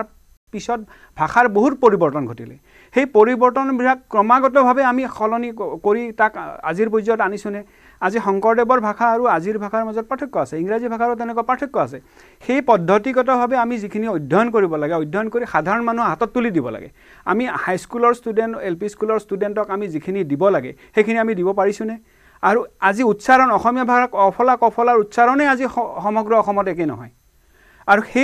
সেই গোটেই পৰিস্থিতিটো কোনে কৰিব, কেনেকৈ কৰিব, এই বস্তুখিনি আমি আগবঢ়াই নিব লাগিব। ভাষাৰ এটা উচ্চাৰণৰ এটা প্ৰট'কল থাকে, ৰেচিট প্ৰট'কল থাকে, উচ্চাৰণ কেনেকৈ কৰিব লাগে সকলোৱে জানে। ইণ্টাৰনেটত যিসকলে শব্দ চাৰ্চ কৰে, অডিঅ'ত ফাইল এটা বজাই দিব পাৰে। আমাৰ সেই কামটো কৰা হোৱা নাই, একদম প্ৰাথমিক কাম এটা আমাৰ বাকী আছে। বহুত যে মোক যেতিয়া কাইলৈ সোধে যে কোনোবা এজনে এইটো কেনেকৈ উচ্চাৰণ কৰিব লাগে, মই কৈ দিলোঁ, মই বা কিমান জানো, মোৰটো বা কিমান শুদ্ধ, কোনোবা এজন বিশেষজ্ঞ কামটো কৰিব লাগিছিল বা কোনোবাই কৰাব লাগিছিল। সাহিত্য সভাৰ গুৰু দায়িত্ব আছে, সাহিত্য সভাই বহু কাম কৰাব পৰা নাই সঠিক সময়ত। সেইটো কথা আমাৰ প্ৰকাশন পৰিষদেও, মই কওঁ যে প্ৰকাশন পৰিষদে ৰাজনৈতিক মেৰ পেচত পৰি যোৱা 2-1.5 দশকত আগতেই কিছুমান কাম কৰিবলগীয়া কাম আছিল, সেইবোৰ কৰা নাই। এতিয়া হয়তো আপোনালোকে বাণীকান্ত ফণ্টকেৰে অডিঅ' ডিক্সনেৰী ইত্যাদি কামখিনি কৰিবলৈ গৈছে, আৰু অলপ ভাল হ'লে ভাল, আৰু অলপ কিছু কাম খৰতকীয়াকৈ কৰিব লাগিব, যিহেতু আমি পিছ পৰি আছোঁ। আৰু মই এটা কথা কৈ লওঁ, যিটো এইটো আমাৰ অসমত আৰু ডাঙৰ কথা, ইণ্টাৰডিচিপ্লিনাৰী, মানে আন্তঃক্ষেত্ৰিক যিটো অধ্যয়ন, বেলেগ ক্ষেত্ৰৰ মানুহ আমি লগ নহওঁ। আজি কম্পিউটাৰ ছায়েন্সৰ লগত অসমীয়া বিভাগ লগ নহয়, কিন্তু দুইটাৰ মাজত আজি নৃতত্ব বিভাগ, অসমীয়া বিভাগ, সাংস্কৃতিক বিভাগ লগ নহয়। কিন্তু সেইটো নহ'লে কেতিয়াও নহয়, আৰু আজি তাৰিখত কোনোৱেও এককভাৱে একো কৰিব নোৱাৰে। অনুৰাধা শৰ্মা পূজাৰী ডাঙৰীয়া। হয়, মই গোটেই কথাবিলাক শুনি এটা কথা মই নিজস্ব অভিজ্ঞতাৰে ক'ব খুজিছোঁ।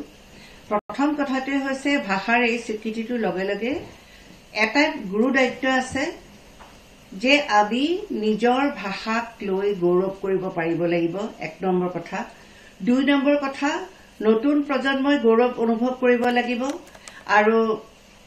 লগতে আমি সুযোগ সৃষ্টি কৰি দিব লাগিব। তেওঁলোকে অসমীয়া ভাষা চৰ্চা কৰিলে কি কি সুযোগ আহিব। মই এটা সাধাৰণ কথা এটা কৈ আছো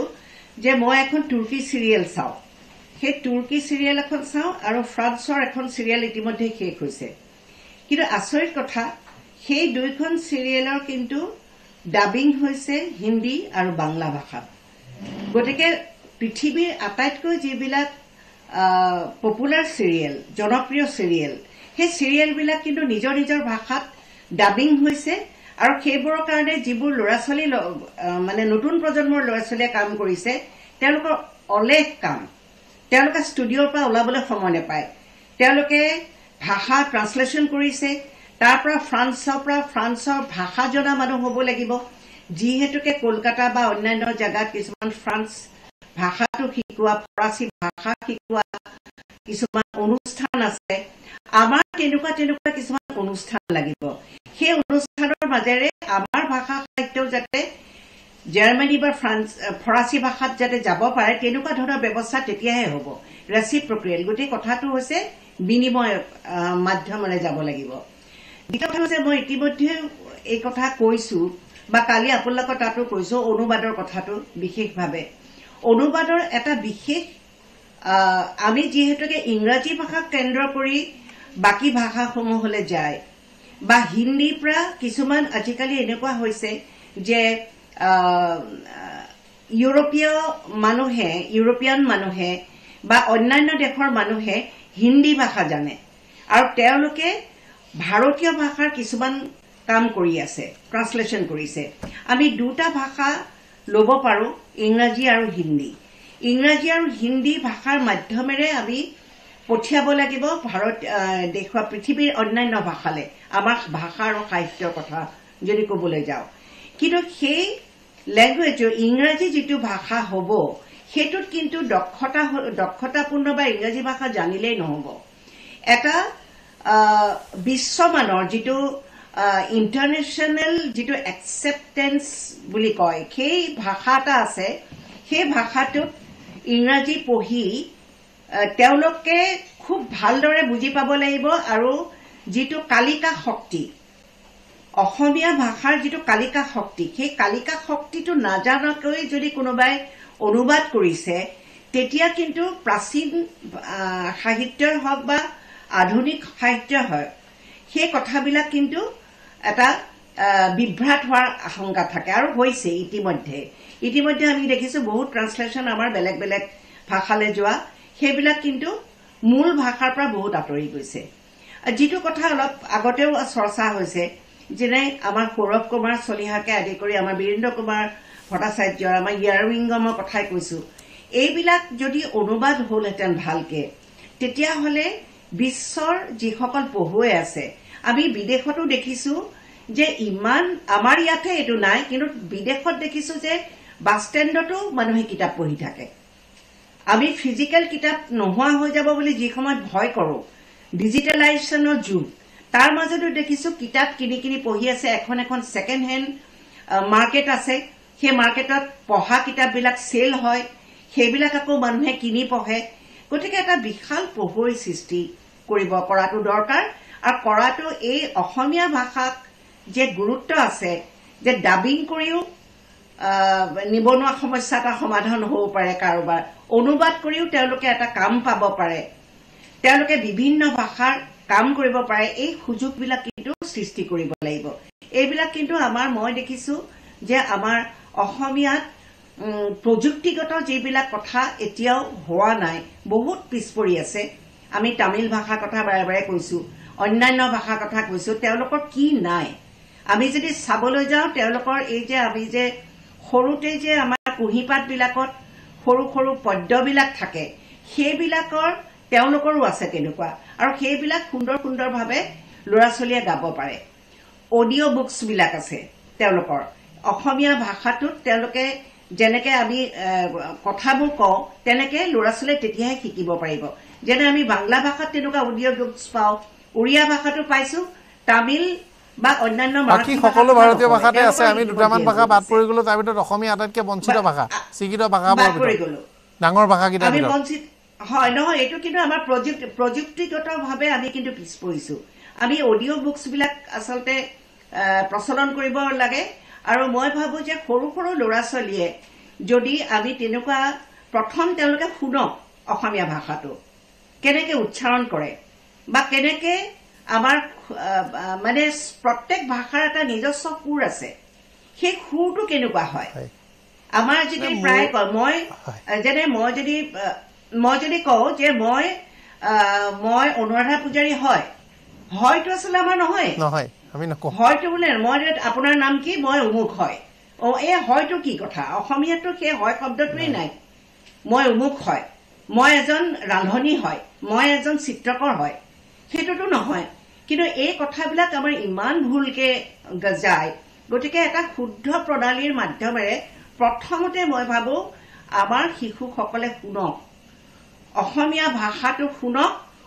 শুনি তেওঁলোকৰ মনটো ভাল লাগি যোৱা হওক তেওঁলোকে সেইমতে উচ্চাৰণ কৰিবলৈ শিকক পদ্যবিলাক মাতক তেওঁলোকে তেনেকে ধুনীয়া ধুনীয়া কবিতাবিলাক যেতিয়া গাবলৈ ল'ব তেওঁলোকৰ তাৰ লগত যদি কিবা নাচৰ সংযোগ হয় অংগী ভংগীৰ সংযোগ হয় তেনেকুৱাবিলাক কৰক এইবিলাকৰ এটা পদ্ধতি লাগিব তেতিয়াহে তেওঁলোকে ভাষাটোৰ প্ৰেমত পৰিব প্ৰথম প্ৰেমত পেলাব লাগিব প্ৰমাণ পেলাবলৈ কিন্তু আমাৰ যিটো ইংৰাজী ভাষাটো প্ৰেমত যদি পৰিছে মোৰ বোধেৰে কাৰ্টুন চেনেলকেইটাৰ অসমীয়া ফ্ৰেঞ্চাইজি এণ্টাৰটেইনমেণ্ট নেশ্যনেল চেনেলকেইটাৰ অসমীয়া ফ্ৰেঞ্চাইজি স্পৰ্টছ চেনেলকেইটাৰ অসমীয়া কমেণ্টাৰী ইত্যাদি পৰ্যায়লৈ আমাৰ লোকসকলো আগবাঢ়ি যাব লাগিব এতিয়া কিন্তু ভাষা শিকিবৰ কাৰণে মাল্টিমিডিয়া কণ্টেণ্ট শিশুৰ কাৰণে মানে থাকিব লাগিব আৰু তাৰ ভিতৰতে এই অৰ্গেনাইজেশ্যনকেইটা মানে বৰ গুৰুত্বপূৰ্ণ হ'ব মই ঠিক ব্ৰেণ্ডকেইটাৰ নাম ক'ব বিচৰা নাই কিন্তু সেইকেইটা যদি নহয় কাৰণ মই তামিলসকলৰ মই ওচৰৰ পৰা দেখিছোঁ যি দুই এজন বন্ধু আছে তেওঁলোকৰ পৰা তেওঁলোকৰ শিশুৱে এটা হিন্দী শব্দৰ সংস্পৰ্শলৈ আহিব নোৱাৰে এটা শব্দ অতি সাধাৰণ মানে আমি যেনেকৈ কওঁ মানুহ আদমি মই এনেকুৱা তামিল মানুহ লগ পাইছোঁ যি আদমি শব্দটো হিন্দীত তেওঁ বুজি নাপায় তেওঁ সেই শব্দটোৰ সংস্পৰ্শলৈ অহা নাই আহি বয়স 40 বছৰ বয়স হৈ গ'ল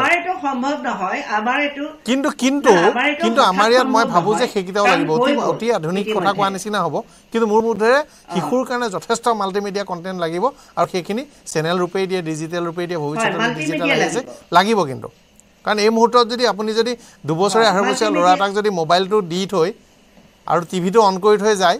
তেনেহ'লে আপুনি কি কণ্টেণ্ট দেখুৱাব কি বিষয় প্ৰসংগ দেখুৱাব অসমীয়াত কিমান সময়লৈ দেখুৱাব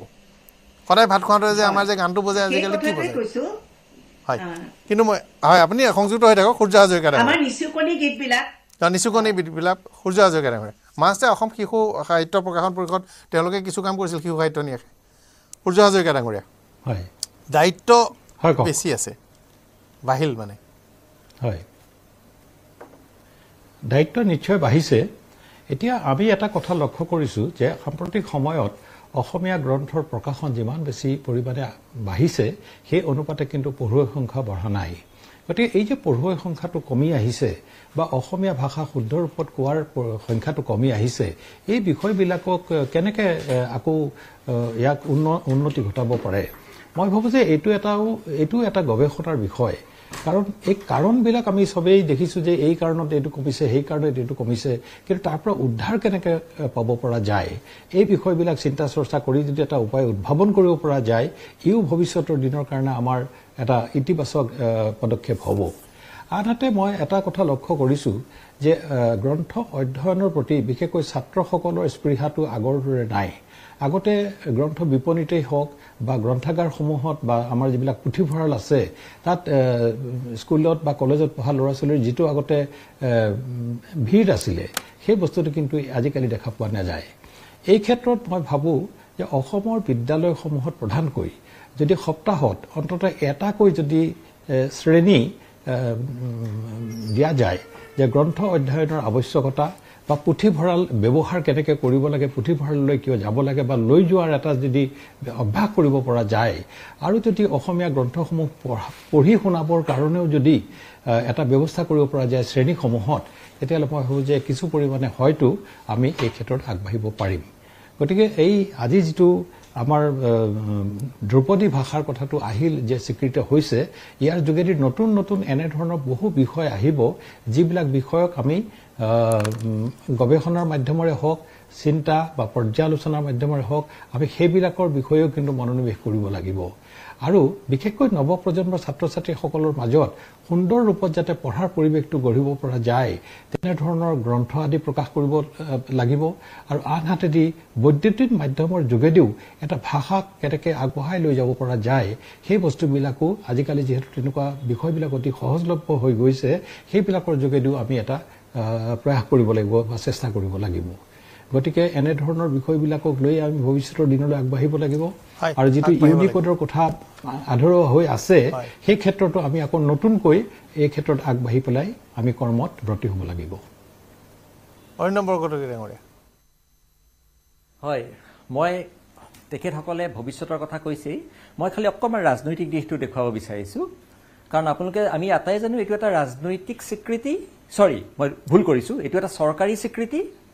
আৰু এইটো এটা চৰকাৰী প্ৰক্ৰিয়া গতিকে অসমৰ মাননীয় মুখ্যমন্ত্ৰী মহোদয় আৰু প্ৰকাশন পৰিষদক তেওঁলোকক আমি ধন্যবাদ দিব লাগিব একে সময়তে এই স্বীকৃতি পোৱাৰ আগলৈকে এই গুগল ট্ৰেন্সলেশ্যনক লৈয়ে হওক বা গুগলক লৈ হওক বা আমাৰ ইউনিকোডত ভাষাটো ব্যৱহাৰ কৰাক লৈয়ে হওক বা উইকিপিডিয়াক লৈয়ে হওক অসমৰ বিভিন্ন ঠাইত যে সহস্ৰজনে কাম কৰি আছে তেওঁলোককো আমি বাহিৰতো বিভিন্ন ঠাইতো আছে তেখেতসকলক আমি কৃতজ্ঞতা সদায় জনাব লাগিব দ্বিতীয়টো কথা মই আপোনাক এইখিনি এটা প্ৰসংগ আনিব বিচাৰিছোঁ সেই প্ৰসংগটো হৈছে আজি পৰেশ বৰুৱাই এটা খুব গুৰুত্বপূৰ্ণ কথা কৈছে যে এই চৰকাৰখনে 4টা বছৰত 4টা কাম কৰিছে তাৰে ভিতৰত প্ৰথমটো হৈছে লাচিত উদযাপন দ্বিতীয়টো হৈছে বিহু তৃতীয়টো হৈছে চৰাইদেউ মৈদাম আৰু চতুৰ্থটো হৈছে ভাষা আপোনালোকে অসমত সেই অসম গণ পৰিষদে যেতিয়া চৰকাৰখন গঠন কৰিলে তাৰ পৰা আপোনালোকে পৰৱৰ্তী সময়ৰ কংগ্ৰেছ বা পৰৱৰ্তী সময়ৰ যিটো ভাৰতীয় জনতা পাৰ্টিৰ যি চৰকাৰ সেই চৰকাৰে প্ৰতিখনেই শেষ মুহূৰ্তত অনুভৱ কৰিছে যে অসমীয়াক লৈয়ে বা বৃহত্তৰ অসমীয়া মানুহখিনিক লৈয়ে আমি থাকিব লাগিব আৰু অসমীয়াক লৈ থাকিবৰ কাৰণে এইটো কিন্তু এটা বৰ গুৰুত্বপূৰ্ণ উৎস বুলি সকলোৱে বুজি পাইছে গতিকে মই পুনৰবাৰ আপুনি যিটো কথা উনুকিয়াইছিল যিটো নাম্বাৰ গেমৰ ৰাজনীতিত আমাকে যিটো মানে ভীতিগ্ৰস্ত কৰি ৰখাৰ যিটো এটা পৰিৱেশ আহিছে এই যে অসমীয়াক ক্লাছিকেল মৰ্যাদা দিলে সেই মৰ্যাদাটোৱে বিভিন্ন ক্ষেত্ৰত অসমীয়াক ভাষাক লৈ কাম কৰি থকা সকলক উৎসাহিত কৰাৰ লগতে এই যে অসমীয়া ভাষাটো মৰি যাব অসমীয়া ভাষাৰ মানে নোহোৱা হৈ যাব বুলি যি এক জাতীয়তাবাদী ৰাজনীতি চলে সেই ৰাজনীতিটোলৈও কিন্তু সমাপ্তি আনিব তাৰ বিপৰীতে আৰু সেই সমাপ্তি বহু ক্ষেত্ৰত অহাটো এইবাবেই প্ৰয়োজন যে ইয়াৰ পৰিৱৰ্তে আহিব লাগিব দৃঢ়তা আৰু সেই দৃঢ়তা আহিব লাগিব ভাষাৰ সঠিক ব্যৱহাৰ আৰু সেই ভাষাটোৰ সঠিক ব্যৱহাৰ মানে ক্লাছিকেল মানে সেই আগৰ ধ্ৰুপদী অৰ্থত নহয় সংস্কৃতৰ দৰে বিশেষ ক্ষেত্ৰত নহয় ই বজাৰৰ ভাষা হোৱাৰ পৰা আপুনি চাব দেই বজাৰত ভাষাটো কিন্তু অসমীয়া হৈ পৰিছে এই যে লিংগুয়া ফ্ৰাংকাৰ কথাটো ক'লে আজি গোটেই জনজাতীয় মানুহখিনিয়ে গুৱাহাটীত আহি কিন্তু সেই ভাষাটোতেই কথা কৈছে বা মই এটা লক্ষ্য কৰোঁ যে আমাৰ অসমীয়া IAS IPS বা APS বিষয়াই আপোনালোকৰ মিডিয়াৰ আগতে ইংৰাজীত কথা ক'বলৈ ভাল পায় কিন্তু বাহিৰৰ সকলে কিন্তু অসমীয়াতেই কৈছে গতিকে এই ধৰণৰ অসমীয়া ভাষাটোৰ প্ৰতি যিটো আবেগ সেই আবেগ ৰাজনীতিৰ আবেগ নকৰি আমাৰ পৰিচয়গত কেৱল সাময়িক পৰিচয়গত আবেগ নকৰি স্থায়ী পৰিচয়ৰ যদি আমি উৎস হিচাপে লওঁ মই ভাবোঁ অসমীয়া ভাষাই ধ্ৰুপদী মৰ্যাদা পোৱা কথাষাৰে আচল গুৰুত্ব আৰু আচল স্বীকৃতি পাব কাৰণ আজি হৰে কৃষ্ণ ডেকাই মই প্ৰথমতে এটা কথা কৈছোঁ হৰে কৃষ্ণ ডেকাই আজি এষাৰ কথা কৈছে নহ'লে মানে ভাষা এটা বুৱতী সুঁতি আৰু ভাষাটো সময়ে সময়ে কাৰণ ভট্টদেৱৰ ভাষাটোৰে আজি আমি এইটো কি কয় গ্যাব্ৰিয়েল গাৰ্চিয়া মাৰ্কুইজৰ লগতে হওক বা কাৰোৰ লগত আমি যুঁজিব নোৱাৰোঁ গতিকে ভাষাটোক আজিৰ সময়ৰে আমি সমৃদ্ধ কৰিব লাগিব আৰু এই সমৃদ্ধ হোৱাৰ ক্ষেত্ৰত নিঃসন্দেহে আজি কালি ধ্ৰুপদী মৰ্যাদা পোৱাটো আমাৰ আত্মবিশ্বাসৰ আধাৰ বুলি মই গণ্য কৰিছোঁ আৰু মই আন কথা নালাগে মোৰ যদি মই ভুল কৰা নাই আপুনি এই ডিব্ৰুগড়ত এখন সভাত এই ভাষাটোৰ প্ৰয়োগৰ সম্পৰ্কত মন্তব্য দিছিল এই মন্তব্য সেই মহেশ্বৰ নায়ক বাণীকান্ত কাকতিৰ পৰা আৰম্ভ কৰি কিন্তু এতিয়াৰ সেই সাংবাদিক পৰাগমণি আদিত্যইও আৰু আপুনি ক'ত কৈছিল এখন বিহুৰ সভাত কৈছিলগৈ গতিকে এইটো অকল আবেগটোক প্ৰয়োজনলৈ সম্প্ৰসাৰিত কৰাৰ এটা সুযোগ আৰু সেই সুযোগটোক আমি ব্যৱহাৰ কৰিম বুলি আমি আশা কৰিছোঁ ধন্যবাদ হয় নীলিম কুমাৰ ডাঙৰীয়া সামৰিবৰ সময় হৈছে অডিঅ' অফ কৰি ৰাখিছে নেকি আপুনি হয় হয় হয় সকলোৱে যিবোৰ কথা কৈছে সেই ক্ষেত্ৰত ময়ো সেইটো সমৰ্থন কৰোঁ যে আজি ধ্ৰুপদী ভাষাৰ স্বীকৃতিৰ ক্ষেত্ৰত যিখিনি চৰকাৰে কৰিলে বা যিবোৰ ব্যক্তিয়ে তাৰ কাৰণে চেষ্টা কৰিলে আহুপুৰুষাৰ্থ কৰিলে তেওঁলোকৰ প্ৰতি মই কৃতজ্ঞ হৈছোঁ আৰু হ'ব সকলো অসমীয়া মানুহে নিশ্চয় হ'ব অসমীয়া মানুহৰ এই ভাষাটোক জীয়াই ৰখাৰ প্ৰতি এতিয়া দায়বদ্ধতাটো বাঢ়িলে সেই কথাটো অসমীয়া মানুহে বুজিব আৰু বুজি অসমীয়া ভাষাটোক ভাল পাব লাগিব এনেধৰণে যে অসমীয়া ভাষাটোক ভাল পালে অসমীয়া ভাষাক ভাল পালে অসমীয়া মানুহক ভাল পোৱা বুজাব অসমীয়া মানুহক ভাল পাবলৈও অসমীয়া ভাষা ভাল পাব লাগিব এই কথাটো আমি অনুভৱ কৰিব লাগিব যে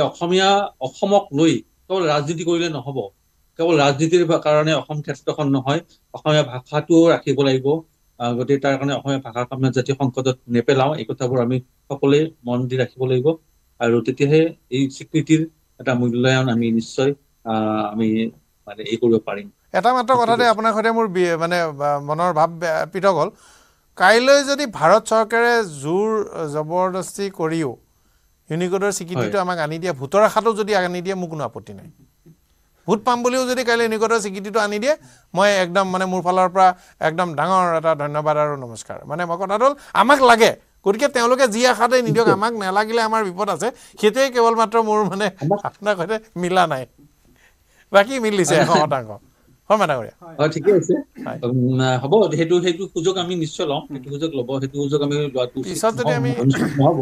ধন্যবাদটো দিয়াৰ পিছত কিবা ক'বলগীয়া থাকিলে কেতিয়াবা হয়তো ক'ব লাগিব কিন্তু মানে আমি ধন্যবাদটো বহল হৃদয়েৰে দিব লাগিব তেতিয়া ভোটৰ কাৰণে সেই সুযোগটো আমি ল'ম নিশ্চয় গ্ৰহণ কৰিম আচ্ছা এইটো ইউনিকোডৰ প্ৰসংগটোত মই কোৱা নাছিলোঁ যে ইউনিকোডৰ প্ৰসংগটো 2010 চনৰ পৰা আমি লাগি আছিলোঁ পিছত ইউনিকোডৰ গোটেই বস্তুটো বজাৰ হৈ গ'ল বজাৰ হৈ গৈ পেলাই সেইখন বেলেগ পৰ্যায়লৈকে গুচি গ'ল আৰু ইউনিকোডৰ বস্তুটো এনেকুৱা যে ই টেকনিকেল কথা আৰু প্ৰত্যক্ষভাৱে ইউনিকোডে কেতিয়াও নকয় যে ভাষা আৰু লিপি একেই বুলি তেওঁলোকৰ টেকনিকেল টাৰ্ম বেলেগ গতিকে এই বস্তুটোত পুৰাপুৰি বেলেগ এটা পদ্ধতিৰে আগবাঢ়িবলৈ আৰু কি হয় টেকন'লজি যেতিয়া ডেভেলপ হৈ গৈ থাকে তেতিয়া বিষয়বস্তুবিলাক মই কিন্তু আপোনাৰ সৈতে এইটো কথাটো ডিফাৰ কৰিছোঁ ইউনিকোডৰ মানুহকেইটা এৰগেঞ্চি নাই এৰগেঞ্চি নহয় নাই তেওঁলোকৰ আকৰ্ষণ নাই ইউনিকোডৰ মানুহৰ এই হেৰি নিচিনা শুনক আপোনাক মই এটা কথা কৈছোঁ শুনক ৱৰ্ল্ড হেৰিটেজ চাইটৰ কাৰণে ইউনেস্কোৰ যেতিয়া আমাৰ মাজুলী আৰু চৰাইদেউ গ'ল তৰুণ গগৈ চৰকাৰৰ দিনত তেওঁলোকৰ মানুহে কেনেধৰণে মন্তব্য কৰিছিল মিটিংবোৰত কেনেকৈ নাকচ কৰিছিল আমি জানো আৰু সেই ইউনেস্কোৰ মানুহে নতুন দিল্লীত মিটিং পাতি চৰাইদেউত কেনেকৈ দিছে সুৰসুৰীয়াকৈ আমি দেখিছোঁ এতিয়া মোৰ কথাখিনি সেইটো ঘটনা হ'ল প্ৰভাৱশালী নেতৃত্ব লাগিব সেইটো শক্তিশালী ডছিয়াৰ দিব পাৰিব লাগিব কিন্তু কিয় পাৰিছে আপুনি এটা কথা গুৰুত্বপূৰ্ণ কথা ক'লে এই কথাটো অসমবাসীয়ে মনত ৰখা উচিত আমাৰ ভাষাটোৰ কামটো কৰিবলৈ ডছিয়াৰ কৰোঁতে ডকুমেণ্ট প্ৰস্তুত কৰোঁতে তেখেতসকলে উৰিষ্যাক যে দিছিল দিওঁতে যিজন ব্যক্তিয়ে কাম কৰিলে তেওঁৰ পৰা সকলো সহায় সমৰ্থন ফৰ্মেট ইত্যাদি লৈ আবেদন কৰি পালে ইয়াৰ আগতে চৰাইদেউ পাওঁতে কি হৈছিল এই যে হিমন্ত বিশ্ব শৰ্মা ডাঙৰীয়াই যথেষ্ট আনন্দিত হৈ ঘোষণা কৰিলে প্ৰধানমন্ত্ৰী মোদী ডাঙৰীয়াই নিজে সভাত উপস্থিত আছিল দিল্লীৰ সভাত ধোলাবিৰা নামৰ গুজৰাটৰ যিটো ছাইট সকলোৱে জানে যে এখন আধুনিক প্ৰযুক্তিৰে নিৰ্মাণ কৰা অতি পৌৰাণিক প্ৰাচীন চহৰ তেওঁলোকে ৱৰ্ল্ড হেৰিটেজ টেগ পালে ৱৰ্ল্ড হেৰিটেজ টেগ পোৱাৰ আঁৰত যিজন ব্যক্তি যি ডছিয়াৰ প্ৰস্তুত কৰিছিল যি কাম কৰিছিল তেওঁক হিমন্ত বিশ্ব শৰ্মা চৰকাৰে আনি চৰাইদেউৰ এই কাম কাজ কৰিবৰ কাৰণে পুনৰ এবাৰ ঠিকা দিলে তাৰ আগতে তৰুণ গগৈদেৱে যথেষ্ট চেষ্টা কৰিছে মাজুলীৰ কাৰণে যথেষ্ট চেষ্টা কৰিছে লেণ্ডস্কেপ অথৰিটিলৈকে কৰিছে কিন্তু হোৱা নাছিল গতিকে কাইলৈ ইউনিকোড কৰোঁতেও লওঁতেও আমি সেই ধৰণে কিন্তু কাগজ নথিপত্ৰ প্ৰস্তুত কৰিব পাৰিব লাগিব কাৰিকৰী কথা দ্বিতীয় কথাটো হ'ল সেই যে ইউনেস্কোৰ যে সেই আকৰ্ষণ স্থিতি এটা ধৰণৰ মানে বেলেগৰ কথা নুশুনা আৰু ভাৰতীয় বা অসম প্ৰত্যন্তৱৰ্তী এলেকাত যে ঠিক নহ'বই এই মানসিকতাটো তেওঁলোকৰ আছে এতিয়া মই আপোনাৰ কথাটো কৈছোঁ মোৰ কথাখিনি শেষ নহ'লতো সেইকাৰণে কৈছোঁ যে এৰগেণ্ট তেওঁলোকৰ আছে মাইকেল ইভাৰছন আছিলে এৰগেণ্ট এতিয়া মাইকেল ইভাৰছন নাই গতিকে অলপ এৰগেণ্ট নহয় অলপ নহয় যথেষ্ট অলপ আকৰ্ষণ নহয় চাওক মই কথাখিনি কৈছোঁ ষ্টুডিঅ'ৰ বাহিৰত গ'লে মই তেওঁৰ বিষয়ে যিকেইটা কথা ক'ম সেইকেইটা শুনিবলৈ বেয়া পাব সত্যকাম ফুকনৰ যিটো মেইল গোটেই বস্তুখিনি মোৰ আছে আৰু 2 নম্বৰ কথা হাংগেৰিয়ান মিনিষ্ট্ৰীৰ লগত যেতিয়া কৰাচপণ্ডেণ্ট হৈছিলে সেয়ৰ মাইকেল ইভাৰছনৰ হাংগেৰিয়ান মিনিষ্ট্ৰীৰ পৰা মিনিষ্টাৰে মোৰলৈকে মেইল কৰিছে এই ধৰণৰ মানুহৰ লগত আমি কেনেকৈ ডিল কৰিম আমি একেলগে আগবাঢ়ি একেলগে কাম কৰিব লাগে হাংগেৰিয়ান মিনিষ্ট্ৰীৰ মেইল আছে মোৰ তাত গতিকে কথা হ'ল সেই ধৰণৰ সাংঘাতিক এৰগেণ্ট হয় সেইটো আমি মানিছোঁ কিন্তু আমি যিখিনি তেওঁলোকে কুৱেশ্যন কৰিব যিখিনি তেওঁলোকে আমাক লুফল দেখাব সেইখিনি ষ্ট্ৰংলি আমি এষ্টাব্লিছ কৰিব পাৰিব কাৰিকৰীভাৱে আমি ঐতিহাসিকভাৱে ভাষাতাত্ত্বিকভাৱে গতিকে সেইখিনি আমাৰ ফালৰ পৰা আমি কৰিব লাগিব তাৰপিছত আমি তেওঁলোকক মানে আমি কৰিব পাৰিম আৰু 2 নম্বৰ কথা ভাৰত চৰকাৰৰ এইটো এটা ডাঙৰ মানে শক্তি আছে কাৰণ অকল ভাৰত চৰকাৰ আৰু বাংলাদেশ চৰকাৰে ইউনিকোডৰ ভেটো মেম্বাৰ বাকী কোনো দেশ নহয় এইটো এটা প্ৰাইভেট অৰ্গেনাইজেশ্যন গতিকে এইটো ক্ষেত্ৰত বিশেষভাৱে সুবিধাও আছে গতিকে সেই কথাটোৰ কাৰণে মই কৈছো যে পলিটিক্যাল উইল লাগিব প্ৰধানমন্ত্ৰী নৰেন্দ্ৰ মোদী আৰু হিমন্ত বিশ্ব শৰ্মা ডাঙৰীয়াই নিজকে ভাল লবিজ বুলি প্ৰমাণ কৰিছে আজি ইমান সহজতে গিনিজ বুক ৱৰ্ল্ড ৰেকৰ্ড কিছুমান চাৰ্টিফিকেশ্যন লৈছে আমাৰ ইয়াৰ ইমান সহজতে চৰাইদেউলৈ চাৰ্টিফিকেশ্যন আনিছে আমাৰ ধ্ৰুপদী ভাষাৰ কামটো ইমান সহজতে হৈছে তেখেতসকলে ইউনিকোডৰ বৈঠকখন দিল্লীলৈ আনিব লাগে হিমন্ত বিশ্ব শৰ্মা ডাঙৰীয়া প্ৰধানমন্ত্ৰী নৰেন্দ্ৰ মোদীয়ে ক'ব লাগে সৰ্বানন্দ সোণোৱাল ডাঙৰীয়াই ক'ব লাগে পবিত্ৰ মাৰ্ঘেৰিটাই ডাঙৰীয়াই ক'ব লাগে আমি সবেই সূৰ্য হাজৰিকা ডাঙৰীয়াই ক'ব লাগে প্ৰকাশন পৰিষদৰ পৰা প্ৰমোদ কলিতা ডাঙৰীয়াই ক'ব লাগে সকলোৱে ক'ব লাগে দিল্লীত পাতিব লাগে দিল্লীত অসমীয়াৰ প্ৰস্তাৱটো উঠাব লাগে দিল্লীত পাছ কৰাই আনিব লাগে এই কথাটো একদম সহজতে হ'ব লাগে আৰু এই যে আকুৰ গোজ আচলতে তেওঁলোকৰ আচলতে কেতিয়াবা হয় ইউৰোপিয়ান হ'লে আমি চাহাব বুলি কওঁ কিন্তু চাহাবৰ মাজতো অসভ্য আৰু বৰ্বৰ থাকে অসমত আমি অসম আৰু ভাৰতত আমি হাজাৰ হিচাপত অসভ্য আৰু বৰ্বৰ চাহাবৰ উদাহৰণ দিব পাৰোঁ এনেকুৱা অসভ্য আৰু বৰ্বৰ চাহাব যদি কেতিয়াবা ইউনিকেডৰ নিচিনা প্ৰতিষ্ঠানৰ মুৰব্বীটো আছে তেতিয়াও কিন্তু তেওঁক অসভ্য আৰু বৰ্বৰ বুলি ক'বলৈ আমি কেতিয়াও কুণ্ঠাবোধ নকৰোঁ সামৰিব সময় হৈছে অংকুৰ ডেকা ডাঙৰীয়া সেই বক্তব্য নাই মানে ৰসায়ন বিজ্ঞানৰ এটা কথা আছে যে ধনাত্মক অনুঘটক হয় অসমীয়া ভাষাৰ শ্ৰীবৃদ্ধিক লৈ অসমীয়া ভাষাৰ ভৱিষ্যতক লৈ আমাৰ চিন্তা দুশ্চিন্তা সকলো আছে কিন্তু মই ভাবো এই যোৱাকালৰ যিটো পৰিঘটনা যে আমাৰ অসমমূলকৰ অসমীয়া ভাষাক ধ্ৰুপদী ভাষাৰ মৰ্যাদা দিয়া হ'ল গতিকে আমি পৰম উৎসাহেৰে এইটো এটা ধনাত্মক অনুঘটক বুলি ভাবি আমি লেখক লেখিকা পাঠক পাঠিকা সাধাৰণ অসমীয়া মানুহ সকলে অসমীয়া ভাষা শ্ৰীবৃদ্ধিৰ কাৰণে আন্তৰিকতাৰে নিষ্ঠাৰে আমি কাম কৰিব লাগে ধন্যবাদ জনাইছো আৰু আশা কৰিছো কৰ্মশেষ কথা অসমীয়া ভাষা যদি ৰাখিবলৈ হয় যিসকল ইনভেষ্টৰ্ছ আছে তেওঁলোকৰ কাৰোবাক আইটি সেক্টৰ ইনভেষ্টৰক মোৰ অনুৰোধ ডেস্কটপৰ কাৰণে অসমীয়া যে ABCD লিখা থাকে অসমীয়া আখৰ লিখা এখন কিবোৰ্ড আপোনালোকে নিৰ্মাণ কৰি পাৰে নেকি চাওক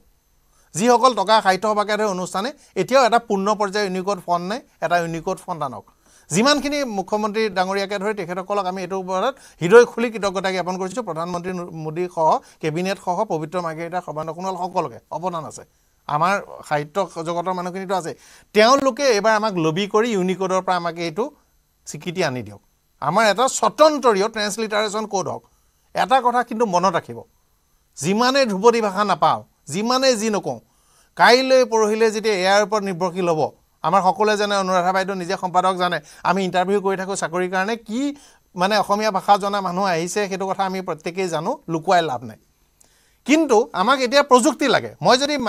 এটা মাইক্ৰ'ছফ্টত আমি যদি ৱৰ্ডত যদি স্পেল চেকাৰ পাওঁ পেৰাফ্ৰেজাৰ পাওঁ আজি AI LLM লাৰ্জ লেংগুৱেজ মডেলত লিখে অসমীয়া ভাষাত আমি কিয় নাপাম আৰু কোনে কৰিব এই কথাটো মই কথা কৈ আছোঁ অসমীয়া টেক্সটটো যদি নোলায় অসমীয়া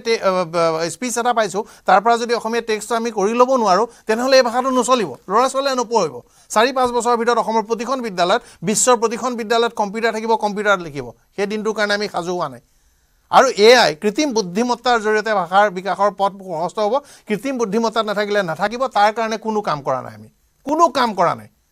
আমাৰ মাত্ৰ 800-900 কিতাপ 1900 শতিকাৰ আগৰ 800-900খন কিতাপ আমি এতিয়া টিপতে পাওঁ নে নাপাওঁ আৰু ইমেজত পালেতো নহ'ব টেক্সটত পাইছোঁ নে নাই খুব ভাল OCR আহিছে খুব ভাল অপটিকেল কেৰেক্টাৰ ৰিকগনিশ্যন এপ আহিছে ময়ে ব্যৱহাৰ কৰোঁ আজি মই বহুত বছৰ পৰা কৰিছোঁ মৃদুল শৰ্মা ডাঙৰীয়াই ব্যৱহাৰ কৰি আছে মই প্ৰায় তেখেতৰ লগত কথা বতৰা পাতোঁ গতিকে এই কামটো আমি কৰিছোঁ নাই কৰা OCR আমাৰ ভাল ওলোৱা নাই ইমানখিনি আমাৰ ছফ্টৱেৰ ডেভেলপাৰ্ছ আছে আমাৰ খুব ভাল স্কেন কৰি আমাক OCR কৰিব পৰা আমাক এপ লাগে এই কামখিনি কৰিব লাগে 900 কিতাপ আমি আপলোড কৰিব পৰা নাই মুখটোতো দৈনিক অসম প্ৰতিষ্ঠা কালৰ পৰা লাগে জনমভূমি প্ৰতিষ্ঠা কালৰ পৰা লাগে প্ৰান্তিক লাগে পুৰণা আমাৰ একদম অতীজৰ পৰা অৰুণোদয়ৰ পৰা সকলো ডিজিটেল ফৰ্মেটত লাগে এই কামখিনি কৰাটো বৰ জটিলো নহয় আৰু মানুহে টাইপ কৰি কৰিব বুলি নাভাবিব এতিয়া টেকন'লজি আহিল টেকন'লজি কম্পিটেণ্ট ভাষা ছফ্টৱেৰছ এপ লাগে ফণ্ট লাগে আৰু তাৰ বাবে স্বীকৃতিটো লাগে সেইখিনি কাৰণে কামটো কৰিব লাগিব বাকীখিনি চলি থাকিব গৱেষণা নিৱেষণাই ভাষা জীয়াই ৰাখিব নোৱাৰে আৰু সেইটোৰ কাৰণে এতিয়া আমাৰ প্ৰয়োজন হৈছে এইকেইটা কাৰ্য আৰু এইকেইটা কাৰ্য কৰিবৰ কাৰণে আমি চেষ্টা কৰিম দুৰ্ভাগ্যজনক কথা যে এমট্ৰনে 1 কোটি টকাৰ গ্লোবেল টেণ্ডাৰ কৰি অসমীয়া ফণ্টটো বনাই নিদিলে দুৰ্ভাগ্যজনক কথা যে এই কথাটোত অসম সাহিত্য সভাই মনোযোগ দিব পাৰিব লাগিছিল নিদিলে সময় কুল শইকীয়া ডাঙৰীয়াক এইটো কাৰণে ধন্যবাদ জনালোঁ কোভিডৰ সময়ছোৱাত আমাৰ AI কৃত্ৰিম বুদ্ধিমত্তাৰ প্ৰয়োগ হ'ব পৰাকৈ ভাষা মেচিন লাৰ্ণিঙত সহায়ক হ'ব পৰাকৈ আৰু ইণ্টাৰনেটত ভৰি পৰিব পৰাকৈ এটা পৰিৱেশৰ ৰচনা কৰি বিভিন্ন ৱৰ্কশ্বপ ইত্যাদি কৰি কাম কৰিলে গুগলৰ সৈতে যোগাযোগ কৰিলে ভাল কাম কৰিছে গুগলে মাইক্ৰ'ছফ্টে ব্ৰেণ্ডৰ নাম নক'লোঁ আৰু ফেচবুকে মেচিন লাৰ্ণিং কৰি অসমীয়া ট্ৰান্সলেশ্যন কৰিবলৈ চেষ্টা কৰিছে ভাল হোৱা নাই কাৰণ ইউনিকোড নাই গুগলে ভাল কিবোৰ্ড বনাই দিছে মোবাইলৰ কাৰণে এণ্ড্ৰইডৰ কাৰণে খুব ভাল কথা হৈছে আৰু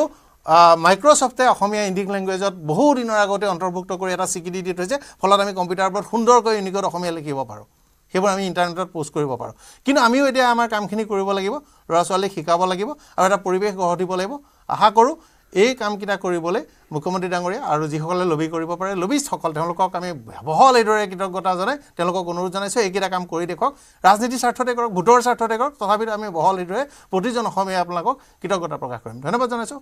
অনুষ্ঠান সামৰণি কৰিছোঁ